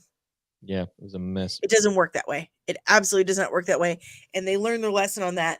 And I'm sorry, but the Snyder Bros have got to let it go. Oh, Elsa, that shit. Elsa, it. Let it go. It's not happening. Zack Snyder is not coming to save you. He is not movie Jesus. Okay? Did you see the trailer for the director's cut of Rebel Moon? No. I had zero interest, to be perfectly honest. I wonder, is this going to be like, is it possible that they've done it again? That like this is going to actually be fire because they're completely different films. They're shot differently. The first 2 movies, I watched the first. No, they're awful. They're awful. I can't watch it, and all these Snyder Bros will come at me and say, "You just don't know good cinema." Like, okay, maybe I don't. Yeah, because this was painful to get through. Like, I really tried. I like Zack Snyder stuff. I do. Do I think he's Jesus? No, I don't have an altar to Zack Snyder in my back room. Pretty sure you might. I sure don't. I've seen the Sailor Moon movie. What was it called? Sucker Punch. I've seen that one. It was terrible. Okay. No, it was terrible. 300, Man of Steel. 300, Man of Steel, Justice League, Snyder Cut. That's it. Yeah. Those 3, they're amazing. Oh, the Army of the Dead. I like those movies. I liked that. Yeah, I don't think it's great, but I liked it. Yeah, it's not like, here we go, here's your award, but it was entertaining. Mm-hmm. I don't think Zack Snyder is here to save cinema, and I don't think Hollywood is purposely out to get him, but a lot, or a group of people certainly do. And it's kind of like with the Star Wars thing. You're not allowed to be critical about anything he does because they will come for you. I will be absolutely amazed. I will be amazed if the Rebel Moon director's cut is just blows me away, and I like it. I will be completely surprised because Watch the trailer. I I guarantee really you, felt I guarantee you will watch at least an hour of the film once you've seen the trailer. yeah, you still have 2 more hours to get through, but I felt like, okay, so there was this episode of Family Guy where Peter's talking about The Godfather, and they're like, "You don't like The Godfather?" And he says, "It insists upon itself." And they're like, "What do you mean it insists upon itself?" That's what I felt like with Rebel Moon. It insists upon itself. It was so pretentious. It was a try hard of a movie. That's what it was. If you know a try hard as a person, the movie version would be Rebel Moon. Like, it really wanted to be this pretentious, epic, blah, blah, blah. And there was just so much exposition dialogue that I just stick something in my eyeball. Like, shut the fuck up and move on. Punch someone in the face. Let me see some action. Anything. Just punch someone in the face and don't have it in slow-mo. Yeah. It was just, I don't know. Slow-mo shots of the grain. It wanted to be pretentious. That's the thing that got me. It was like, you want to be pretentious. Pretentious is not really a good thing. Why are you trying? It's like, I don't, it was a fake it till you make it movie. Fake it till you make it. And it didn't make it. It didn't make it. It didn't. It just, I don't know. I will be really, really amazed if I like Rebel Moon after the director's cut. And speaking of it getting a director's cut, I thought Netflix was like 1000% behind Zack Snyder and giving him creative control and creative freedom. Why didn't you get your director's cut the first time around? Well, this was the plan. This is what's so weird about it. Stupid plan. I think somebody, I think like a 20-year-old, because you were talking about the Star Wars Twitter account earlier on, like that's just some intern. Like, you would be amazed who actually runs the social media for these major companies, and it's not the CEO. It's probably why my oldest daughter isn't speaking to me right now, is because she's the one running the Star Wars Twitter, and she's 20. They're hiring people on Fiverr. Like, literally. Oh my God, shut up. Yeah, that's what they're doing. They're either going through X themselves and going, "Oh, this guy's a super fan," or "This girl's a super fan, let's like approach them," or they're on Fiverr going, "Available position with room for expansion. Grow your experience by working for Lucasfilm," as you tweet out nonsense. So, like, whatever the Twitter policy is probably coming from an intern. It's coming from my 20-year-old daughter who knows everything. There's probably like a gender studies major who has worked their way up at the age of 26 to be like a major person of influence at Netflix. And this person burst into the office one day and said, "I've got a great idea. What if we sign Zack Snyder, we get him to make a film, but we announce that we're also going to do the director's cut of the same film. And this way, not only do we get this prestige director, which kind of, but we also get his director's cut, and we'll be getting the hype of that Justice League Snyder cut stuff. It'll be amazing. People will love it. And we won't have to have them sign a petition for 4 years to do it. Because the fans will know they're getting it anyway. If you liked this, you'll love the director's cut. And if you hated it, don't worry. The better director's cut version is coming next. We know you spent 6 hours of your life watching this trash, but don't worry. Spend 8 hours of it watching this, the director's cut. His true vision. Is it going to be the director's cut for both of them, or just for the first one? Director's cut for both. They're releasing both back to back. You can spend the entire weekend in the Rebel Moon universe. I think the names are even different. I think the names of the films are even different. That could be fake news. That could be Russian disinformation. It's so pretentious. I can't even stand it. It's so pretentious. Like, no, and maybe that's the 90s kid in me coming out. Like, look, if it played on the radio, my group of friends was like, "No, that's a sellout. You can't like that." If the girl with the blonde highlights of the white eyeliner likes that song, you can't like it. Maybe that's just the rebellious punk rock 90s girl in me, but it feels so played out and pretentious. It just but 90s kid stuff. I've heard there's a lot of 90s kid references in Deadpool Wolverine, like a lot. Oh, okay. And I really hope they make fun of the Spawn movie. Because anytime someone complains about VFX, I think of, okay, look, oh, fair enough, sure. But I just know how far we've come.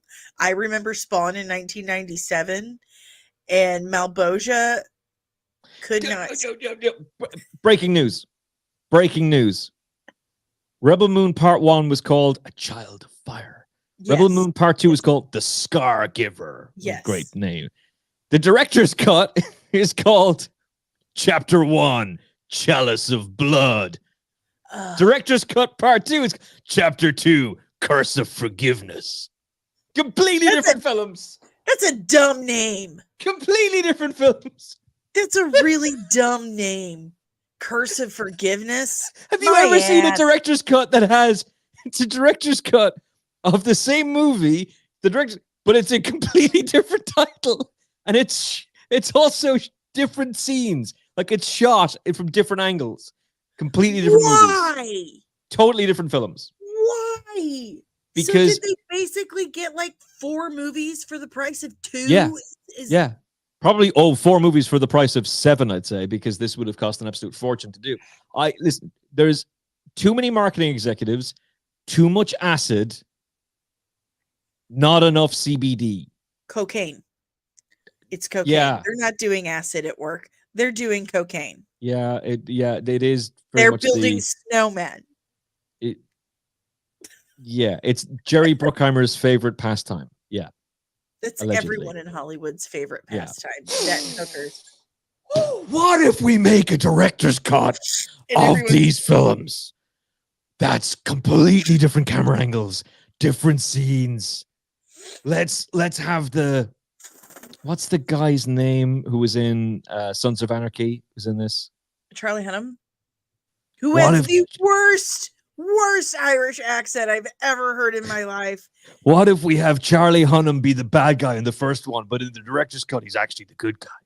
I bet you he's different in the director's cut. I bet you he is.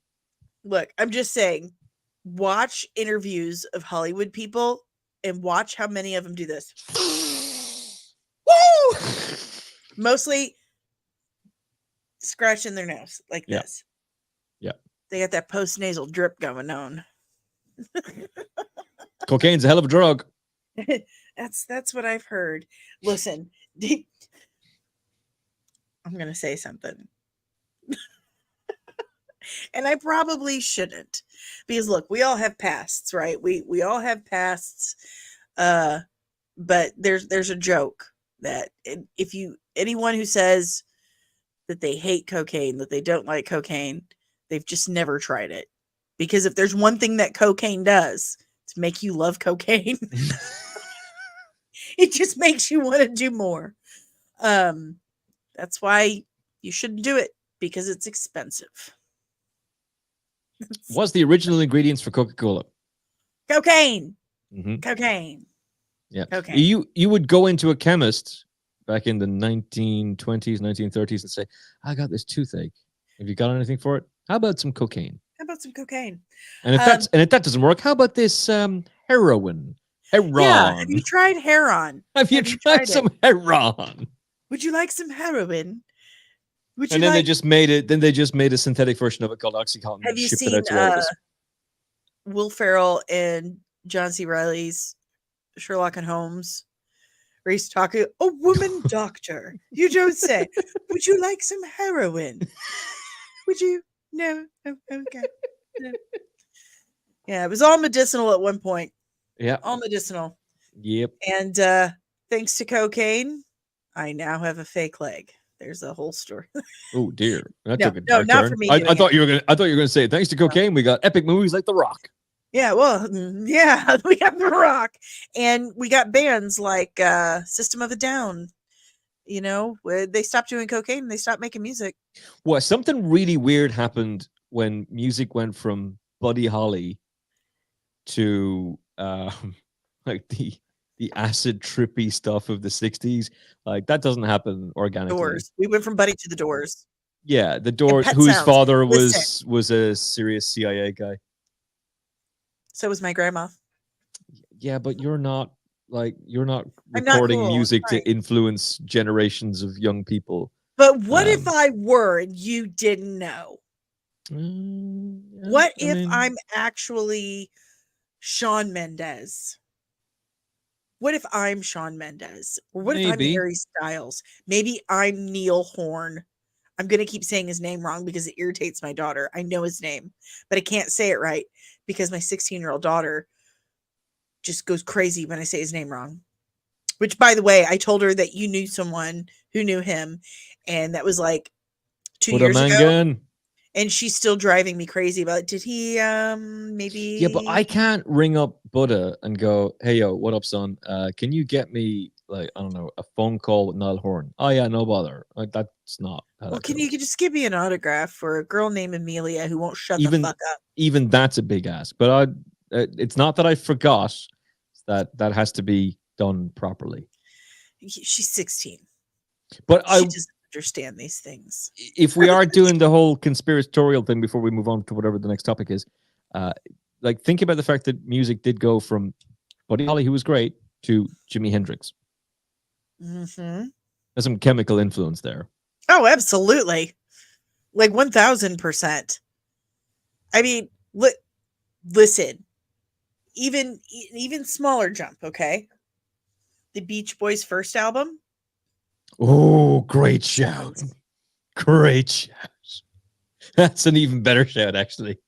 Dude, yeah. I was listening. I love Pet Sounds. Pet Sounds is Those one of my boys smoke some shit. dude, and not to mention Brian wasn't exactly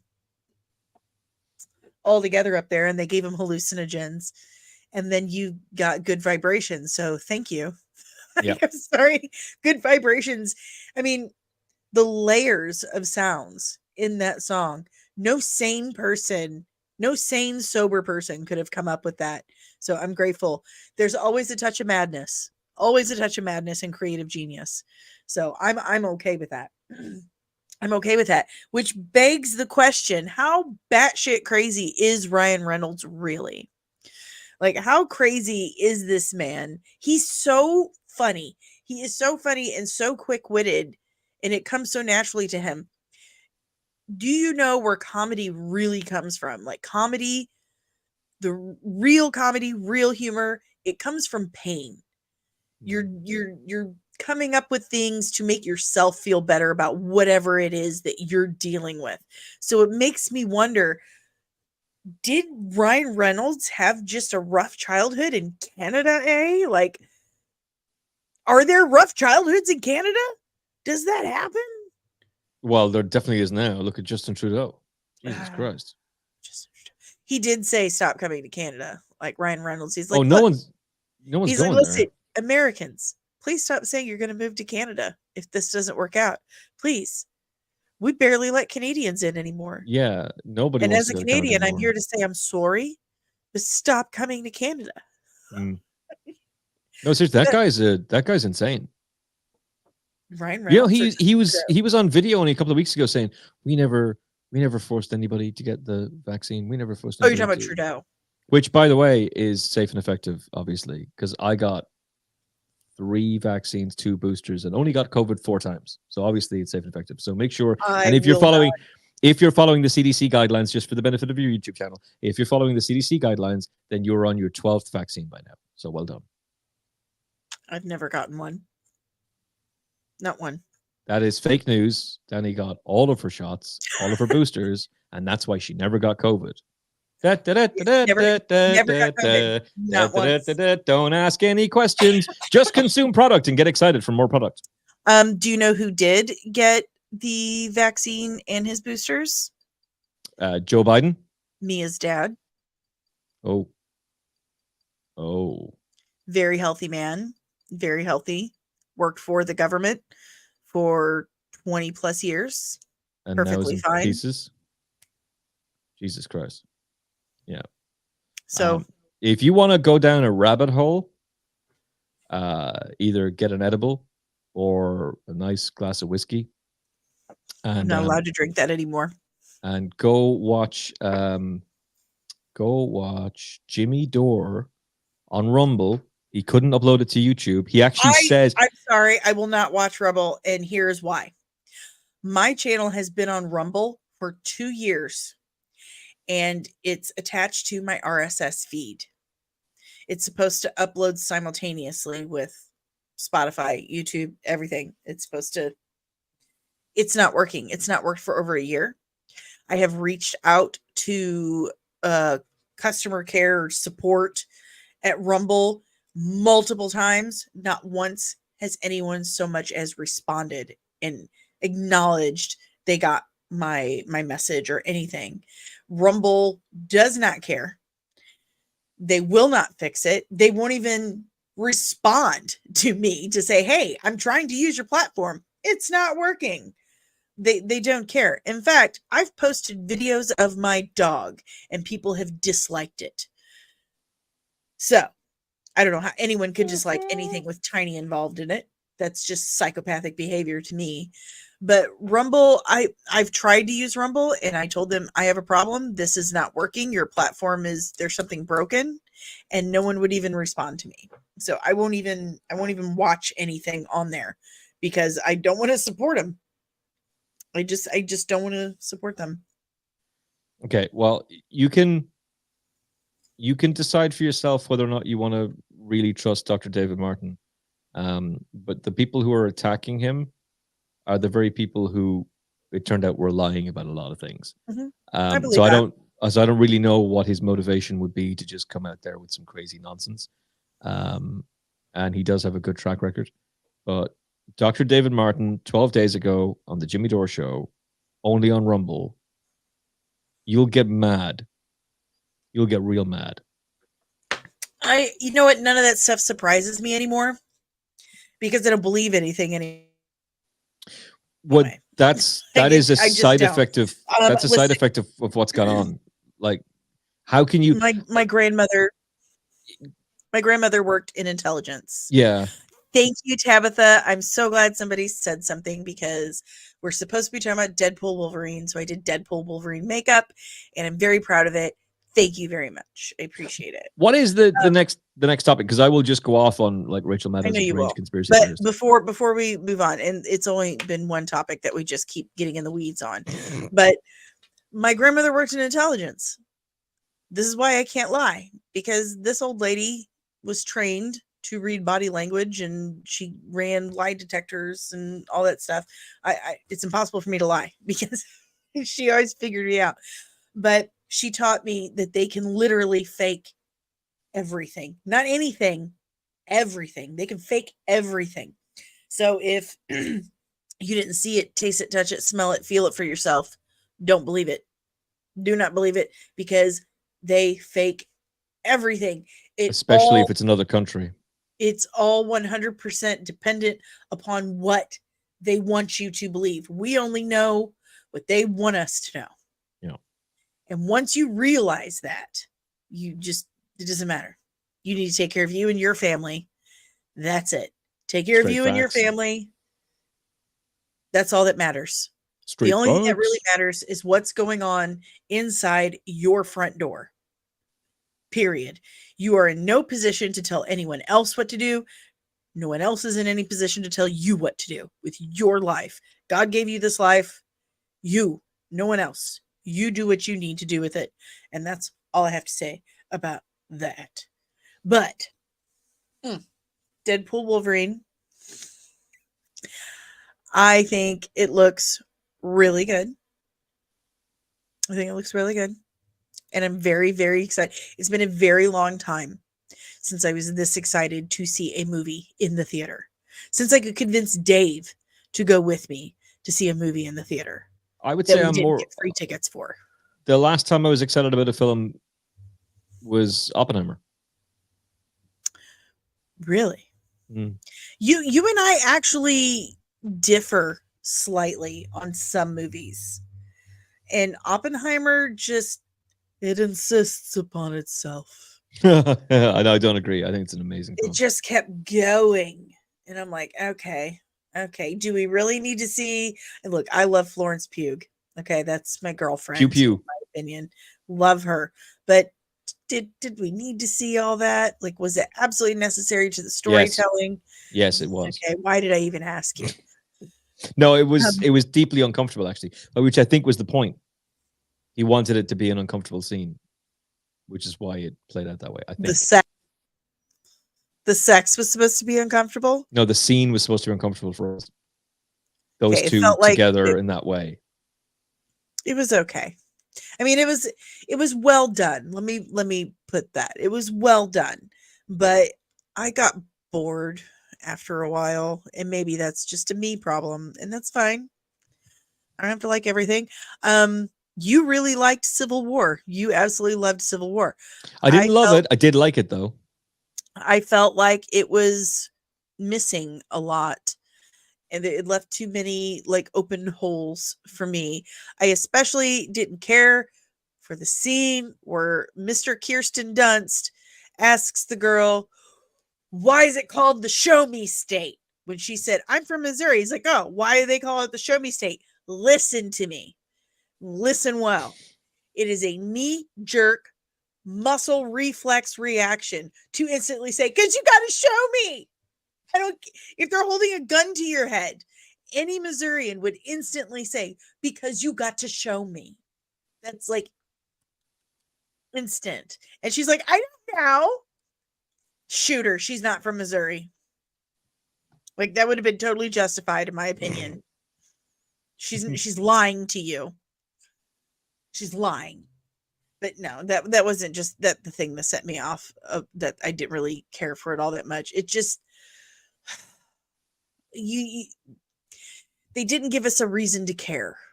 There was no reason to care. It was just like, this happened. Well, what happened? You could take a guess that actually the real purpose of Civil War is that it's predictive programming. Oh, I'm so tired of it. I'm so tired of all of it. I'm so tired of living in unprecedented times. I'm so tired of everything being a CIA op. Like, but apparently that's been my entire life, according to my grandma. Like, when I told her, said the CIA's released some declassified information about Kennedy's assassination, she's like, "Well, it's about time they came clean about that one." Wait, who have I been living with? Yeah, but I mean, it's not like we're that shocked. Like, Yeah, gee, did the CIA that we're going to be disbanded it was my by the grandmother's president? laissez-faire reaction to it. That was the shocking thing for me, because we all thought growing up, my grandma's just secretary, went to Brown Mackie College and wears brown suits with the little bow things, bow neckties for ladies. But then again, think about it. What would be the best agent to stick in a room and make people think, "Oh yeah, this is nobody. I can say whatever I want." Yeah. But also the whole RFK story doesn't make any sense. A lone gunman with ties to Russia kills the president of the United States, then gets shot by a lone maverick gunman who's got ties to the mob, who is then visited by the head of the MK Ultra project and subsequently goes insane and then dies of cancer very quickly. Yeah, not suspicious at all. Here's the thing. They keep making these movies. They keep making these movies and writing these books, and they keep telling us it's fiction, but they keep showing us this stuff. And then when it happens in reality, we question it. They're like, "What are you, some kind of nut job? What are you, a conspiracy theorist? A term invented by the CIA after the assassination of John F. Kennedy when people were asking questions?" And also predictive programming. Like, listen, they keep talking about all this AI stuff, all this algorithmic learning software and stuff. Like, listen, you've made like 20,000 movies as to why we should be suspicious of that. I have this theory that science fiction has been saving humanity for the last 100 years. It's doing the Lord's work. Okay? Science fiction is trying to warn us about all this crap. Period. Think about it. everything that has happened in this from H.G. Lovecraft, George Orwell, to James Cameron. I mean, think about it. They're all warnings. And then this stuff starts popping up. And then you have all the nerds going, wait a minute. Yeah. I've read something about this somewhere and it told me it was a bad idea. And then, well, you're just a nerd. What do you know? Apparently everything, because I've read all the science fiction books. You know the Malaysian Airlines craft that disappeared, that no one knows where it went? Mm-hmm. Have you seen the videos that a guy has done, like this real extensive breakdown? And somebody, allegedly from the United States military, leaked video footage. There's a satellite network that America has that covers the entire planet and shows everything. And it's linked to a series of drones. So somebody leaked, they're able to trace where it came from because the guy got fired and he reached out to him and worked out who it was. Leaked footage of the craft, of the plane, making a crazy maneuver. Like it at least is making this big... Hey, you want to do me a favor? Yeah. I want you to talk about that to the chat for 5 seconds. Okay. Can you do that? Yeah. I'll be right. Cool. So there's this, by the way, she left up the tag there, so I think we all know what's going on. It makes this steep decline, and as it does, it's being tracked by some very suspicious craft. And the craft then start to have these other little orbs around them, circling around them. And the plane is tracking through, they're alongside them, and suddenly flash of light, gone. Just vanishes. And the camera moves, like trying to see, oh, the plane must have gone forward and we didn't see. No, it's gone. Just vanished into thin air. There's similar craft. This is going to sound like some Alex Jones crazy stuff. At the Trump shooting. You can see it. And this is the weird thing about this, is you could kill the president back in the day, back in the 60s. No one had smartphones. Everybody's got smartphones now. Everybody can go through every piece of video in detail. And also there's a lot of people who've got like obsessive compulsive disorder and autism and can't help themselves, but like go real deep dive into, I'm going to figure this out. That John Cullen guy who's done like, he did extensive work during COVID. He did extensive work on the Trump assassination as well. Like the water tower. There's somebody on that water tower. And why did the FBI block it off for the whole week and let no one... By the way, why has there been no press conference? The president got shot in the head. A person died. 2 people are in a serious condition in hospital. And you haven't held a press conference? Well, and he resigned from the campaign and he's still not had a press conference. Sorry. He did it on Twitter. President of the United States, who said only a few days ago, I ain't going anywhere. I'm not going anywhere. And all of his talking heads were on the Sunday morning shows doing the roundtables. Get this straight. He is the nominee. He's not going anywhere. This is a fight to the death. It's Trump versus Biden. That's it. And then there's a tweet, not from the official seal of the president, but from Joe Biden's personal stationery, that signature doesn't actually match up with his previous signatures, that says he's out. I'm sick. No video, no recording, no live address to the American people to explain his decision. And Kamala did her thing from her campaign headquarters, saying that Joe was talking to her on the phone. Oh yeah, on the speaker, and recording. Someone did. I don't know what they did. They did a thing. They analyzed it, and they used a specific type of software to analyze it. And the software said, "Yeah, we're 98% certain that this was AI generated." So, would you be surprised at this point? Again, I'm not surprised by any of it, because this is the party of democracy. Say that, and you know what, Spencer? I didn't notice that. Dave did. Dave said that, and he's the conspiracy nut in this house. She did start to say recording. She did. Joe, I know you're on the record. Yeah. I feel like we've catfished people tonight.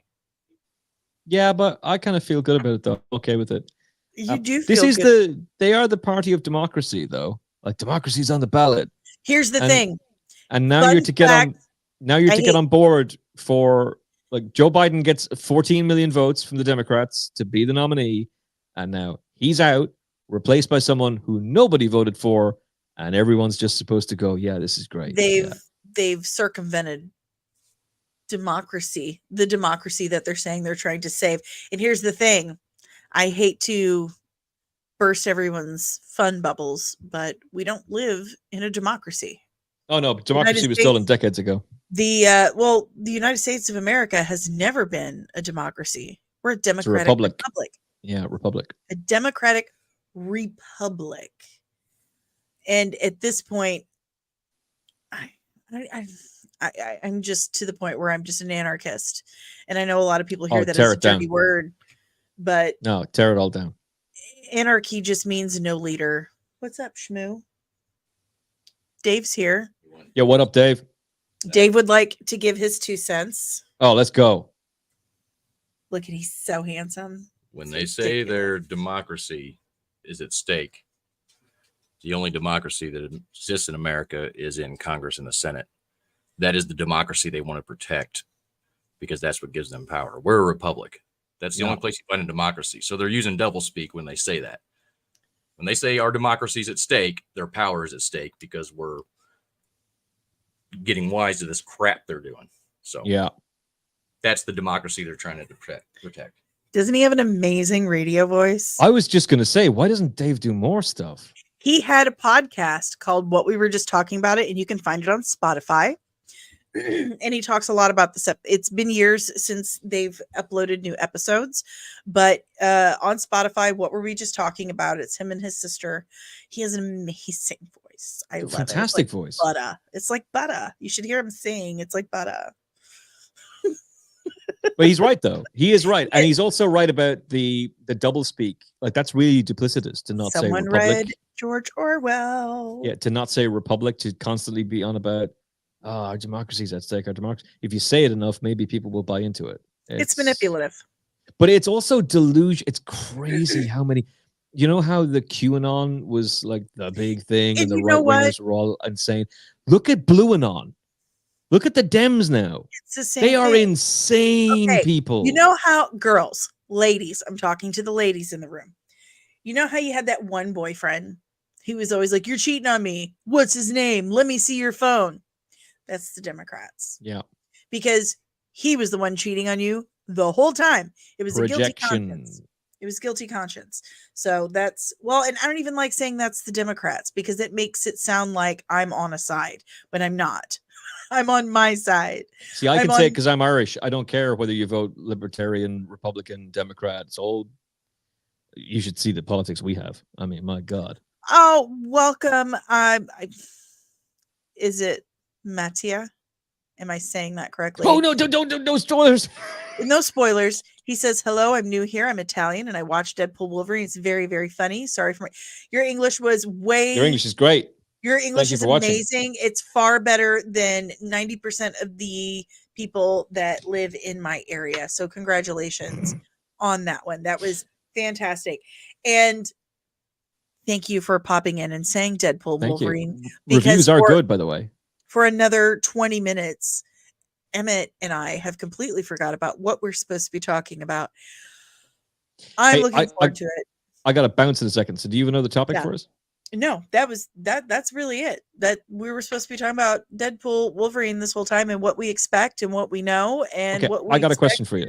Okay. I got a question for you. What do you want this to set up for the MCU? I want it to soft reboot. I want it to put us back on the right track to more I don't want to say cerebral because the MCU has never really been cerebral, but I want it to put us back on track to not dumb it down anymore. No more watered down bullshit. No more laziness. No more chat GPT. No more wooden, yeah, that's good enough acting. I want to see Russo brothers level commitment to the MCU again. I want a soft reboot. I don't necessarily think we need to bring back the big six to bring us back to where we need to be. I think that's a cop out. I think it's an excuse for their lack of ingenuity and creativity to bring us more story driven material. But that's what I want. I just want it to put us back on track. I think Robert Downey Jr. being superior Iron Man, or maybe they're even, talking about making him a Doctor Doom. Yeah, they are, and obviously multiverse Doom, whatever. Okay, cool. I think the evil Iron Man thing would be hate spoilers. Thank you, genius. Thank you. We like this person. We like you a lot. Yes. Welcome, Mattia. I really hope you hit like and subscribe. Love Italy, by the way, amazing country, and some lovely people. But yeah, I think RDJ coming back would be amazing. Don't need him as a hologram in Armor Wars. No thanks. Not interested in that. Want him as a multiverse. Have you seen Dark Matter, the Apple TV Plus show? Yes. That's how you do the multiverse. It's so good. I barely understood what was going on. But that's how you do the multiverse. And it proves to you that you can actually really care about characters from alternate realities and alternate worlds. And you can be engaging. You can be interesting with that. If the multiverse is even still a thing, like if they're still leaning into that, but take advantage of that. Bring RDJ back, but it's not the RDJ that we said goodbye to in Endgame. It's not the one we followed for 10 years. It's a very, very different, more duplicitous, more nefarious version. Let him flex those muscles. Release Benedict Cumberbatch. Let's go. He is the main guy, right? Put him front and center, sort out whatever the nonsense is with Sony, and make sure Tom Holland is locked and loaded and part of the MCU going forward, because we need him. Less Captain Marvel, please. It's just not working. No one cares. No one's interested. She's hilariously overpowered. Yes. She's hilariously overpowered. Kamala Khan, okay, maybe. I don't think so. I think you need to kill this Young Avengers nonsense.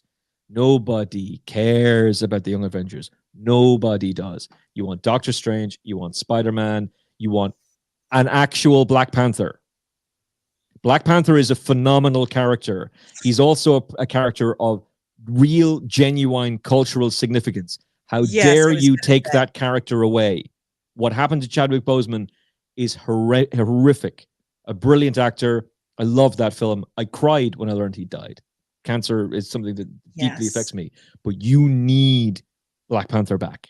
You need to recast that. You need to get Michael B. Jordan. Michael B. Jordan's character is Black Panther from a multiverse. Bring him in. Have him in there. Or redeem him. Or he's a redeemed version from another world. Yeah. Whatever. But like, take a phenomenal actor like him and have him as Black Panther as you're leading up to Secret Wars. Let's respond to this Secret Wars question too. Let's respond to this question from Mattia.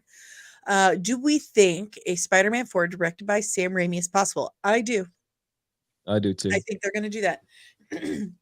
There have been a lot of rumors swirling around that they've been talking to him about it. A couple people I've spoken to who have given me good information in the past said this is very possible. He's been very successful with Spider-Man before. They know we love him in his Spider-Man movies. So I see this happening. What about you, Emmet? I think it could happen. I'm not sure that it will. Sony's a mess. Like Across the Spider-Verse, the Across the Spider-Verse movies are really, really good. Mm-hmm. That does not mean that everything's great in the garden of Sony Marvel. It's not. It's a disaster over there. A complete disaster.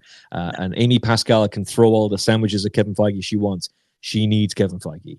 Because it doesn't work without him. So, I mean, who the hell knows what this Kraven the Hunter movie is going to be like? I mean, dear God. That Madam Web film was worse than anybody could have imagined it would be. I mean, it's so bad. I can't wait for the How Did This Get Made episode about it.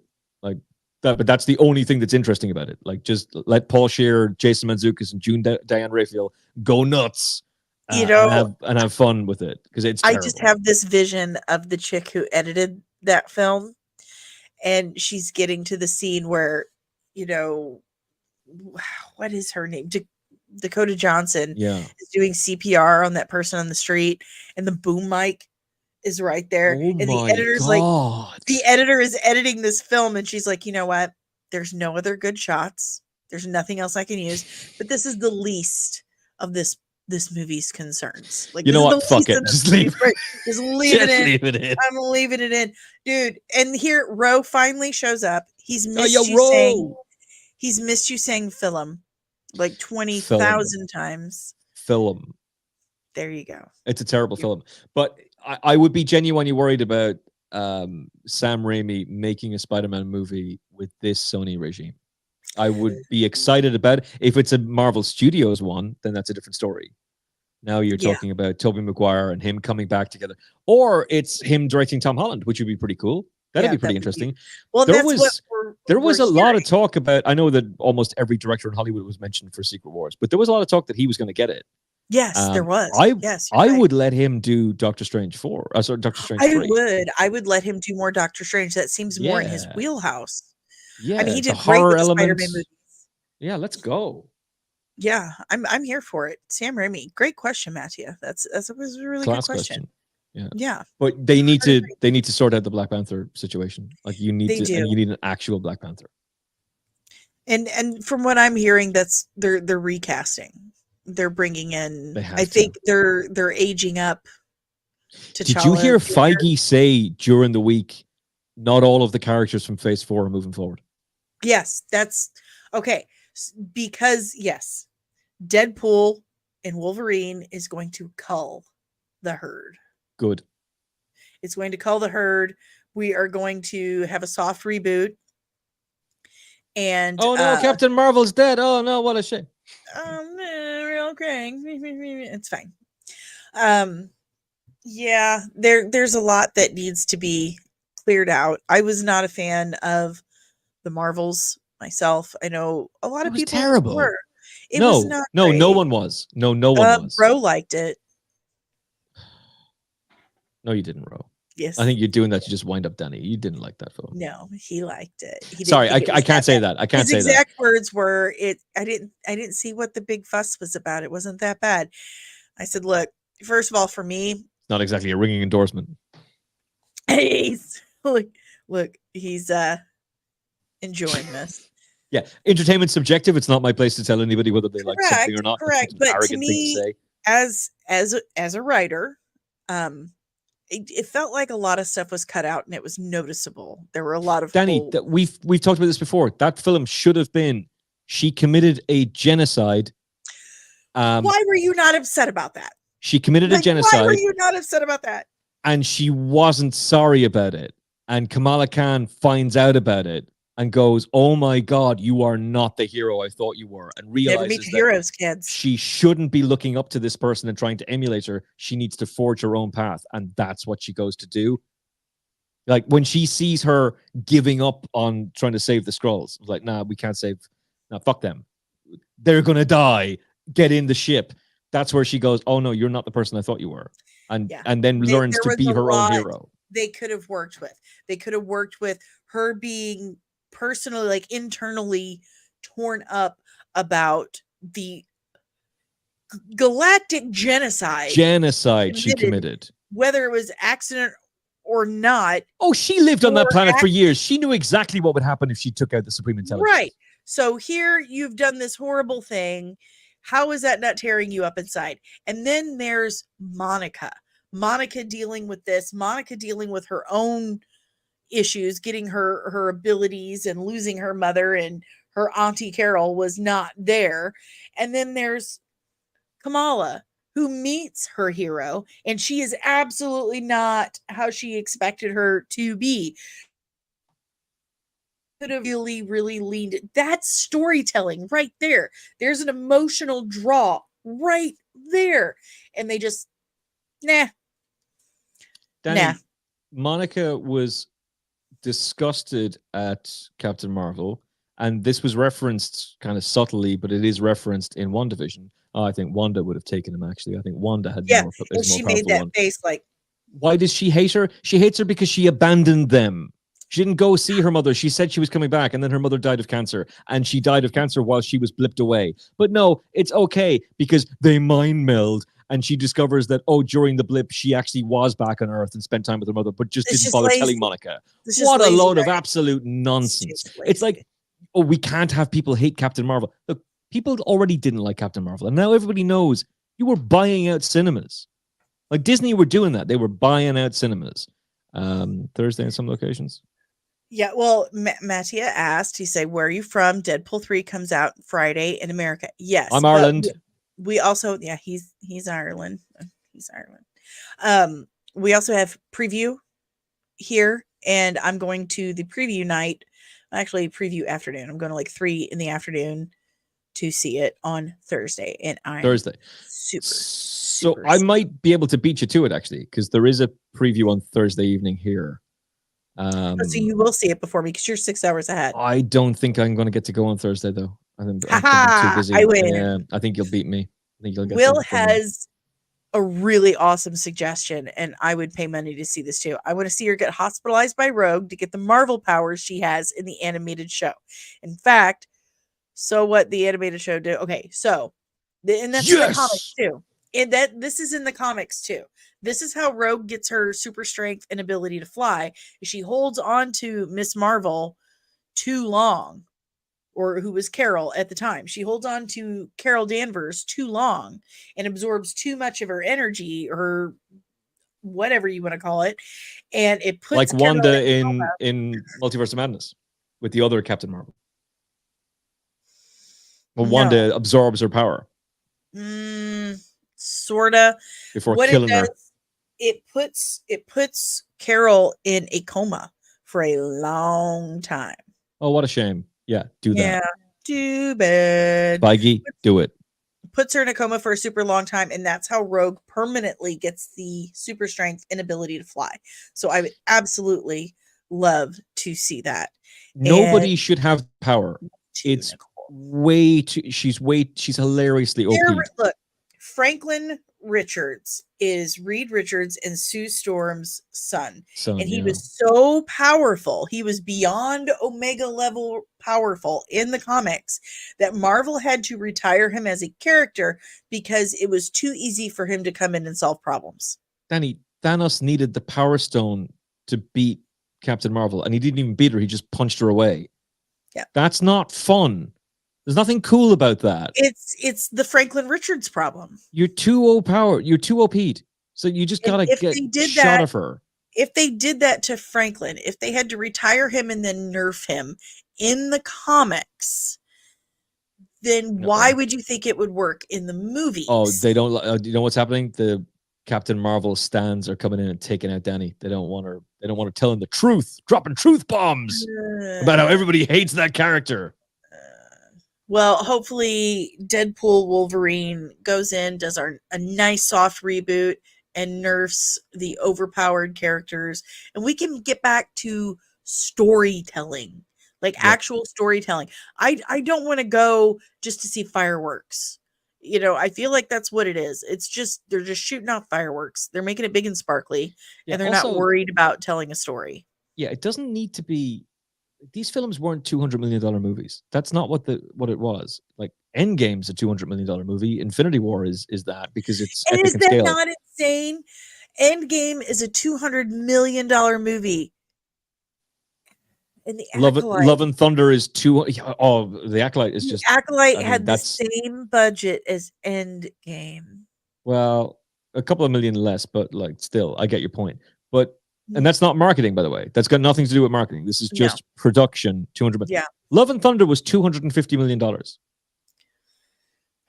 There was a lot of cocaine on that set. What are you? Oh, there certainly was a lot of cocaine on that. What are you doing? You don't need to do the 80, 90 million. You can make a real. If you can make Godzilla -1 for $12 million, you can make Fantastic Four for $90 million. Yeah, you can. You'll be fine. Just and stop then you'll buying make a stuff that's shitload okay. of money. If that's a $400 million, if like Fantastic Four will be big, but if that's a $500 million movie, guess what? You're in massive profit. If it's a $200 million movie, you've made a loss. Yeah. If only the American dollar was worth $1. Well, now that the Saudi Arabians have dropped the petrodollar, you're in trouble, or else they are and are ripe for regime change. We I shall don't see. understand stuff like that. I'm really terrible with money and numbers, but I do understand basic knowledge. And I do know, I do understand supply and demand, and I think that's like all you really need to know with economics is just supply and demand. Hey, how much is a ticket for Deadpool and Wolverine in America? For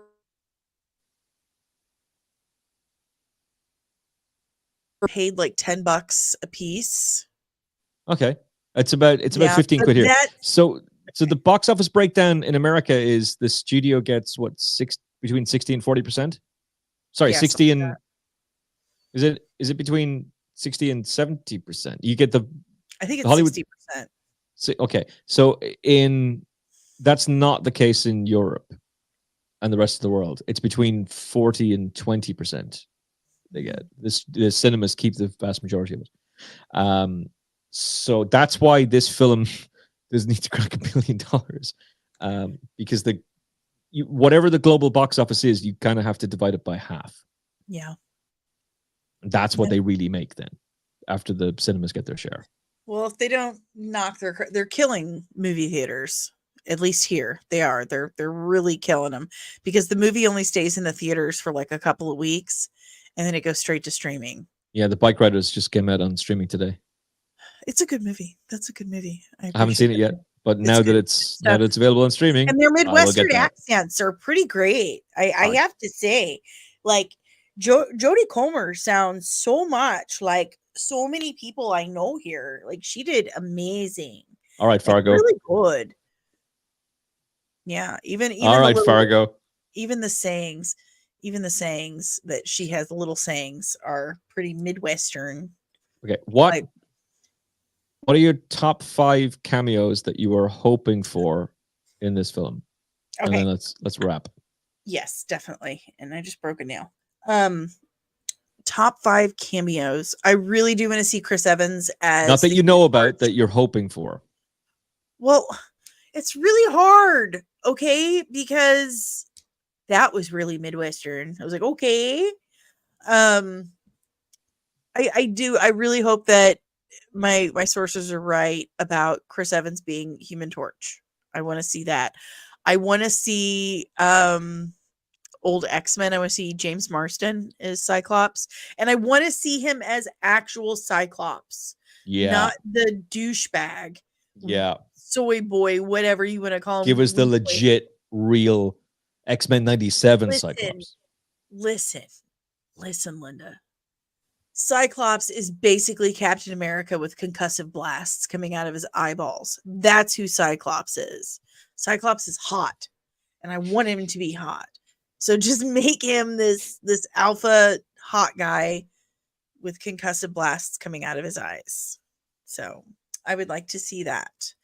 I want to see all of it. I want to see all the stuff I saw as, oh God, you know what would be super funny is if, okay, so there was a Captain America movie that came out in like 1990, and I watched it like 100 times when I was a kid. I don't know why. Because it was all we had. That would be really hilarious if that dude showed up. Oh wow. Okay. That would be hilarious, and I would be here for it. I don't want to see actual Wesley Snipes. I want to see like there's Mahershala. a picture. Well, I would love to see Mahershala, but I want to see like a cardboard cutout of Wesley Snipes' blade, and he like that'd be so and like cuts his head off. That'd be like, so wild. Saved you from that asshole. But that would be dope. I would love to see that. What about you? Any of the Spider-Men would be great. Don't know if they'll do that, but that'd be pretty cool. And we've kind of already had it, to be fair. Mhm. He's already made a cameo in Marvel, but the Hoff as the original Nick Fury. Yes. That'd be cool. Yes. I'd like to see that. That'd be pretty cool, just for the sheer fun of it. Eating a cheeseburger. Can we please have him as the original Nick Fury eating a cheeseburger, like all sloppy drunk? That would be. There was a leak about a year ago, I think. It was Elizabeth Olsen and Ian McKellen, and he's her father. But it's become very clear that Marvel were deliberately leaking fake stuff to just completely destroy the whole faking. I would love to see Ian McKellen. Yeah, it'd be cool. But there's never not a good time. No, he's amazing. He's phenomenal. I would be amazed, by the way, if Ian McKellen and Sir Patrick Stewart are not in this. Like, I would be genuinely like, huh? They didn't. Whether or not Elizabeth Olsen's in it, probably not. They probably want to hold fire on her before they eventually bring her back. Come to Canada. Ain't no one going to Canada anymore, son. You've destroyed that. Well, sorry, not you. You didn't. But Trudeau certainly did. Ain't no one going near that place. Okay, so you missed it, Will. I was telling him how Ryan Reynolds said, please don't come to Canada. Yeah. Okay. As a Canadian, I'm sorry. Run stop. Stop. We don't even let Canadians in anymore. No, run for the hills. And as for the rest, I X-Men. All the X-Men. All of them.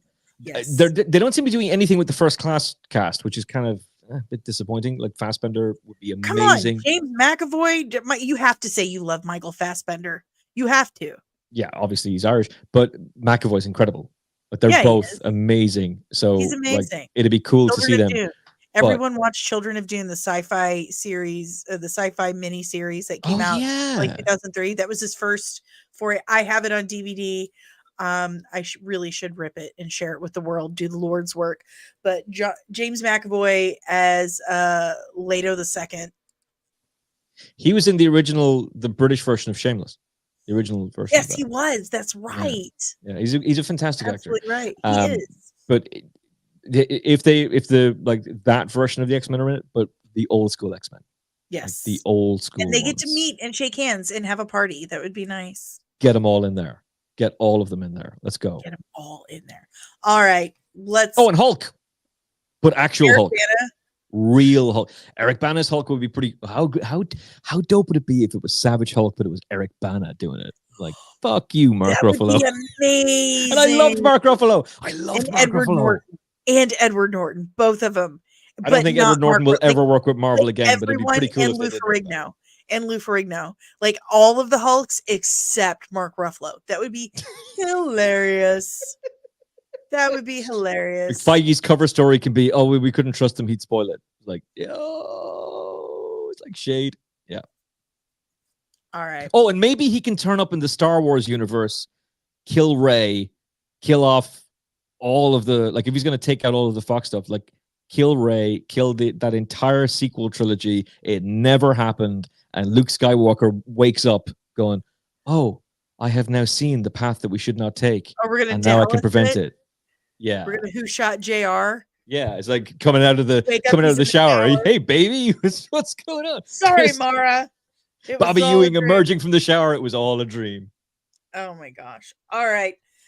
Okay. This is one of the longest streams we've had in a while. So we're going to wrap it up. Thank you, Emmett, for hanging out tonight. I'm a little disappointed that I drank Guinness and you didn't. Like, what was up with that? I even gave you whatever. You know, Dave went to 4 different stores to find it for me, but that's fine. You do you. Cool. You did used to be cool. But thank you to everyone in the chat. Really excited to see Deadpool and Wolverine. I really hope it's going to feed us enough to last us at least a little bit to get through the next few projects that are coming out that we're certain are probably not going to be as great as Deadpool and Wolverine. But let me know what you guys think. Send me, you know what, don't DM me. Just comment at me on Twitter. I have so many DMs that I cannot get through.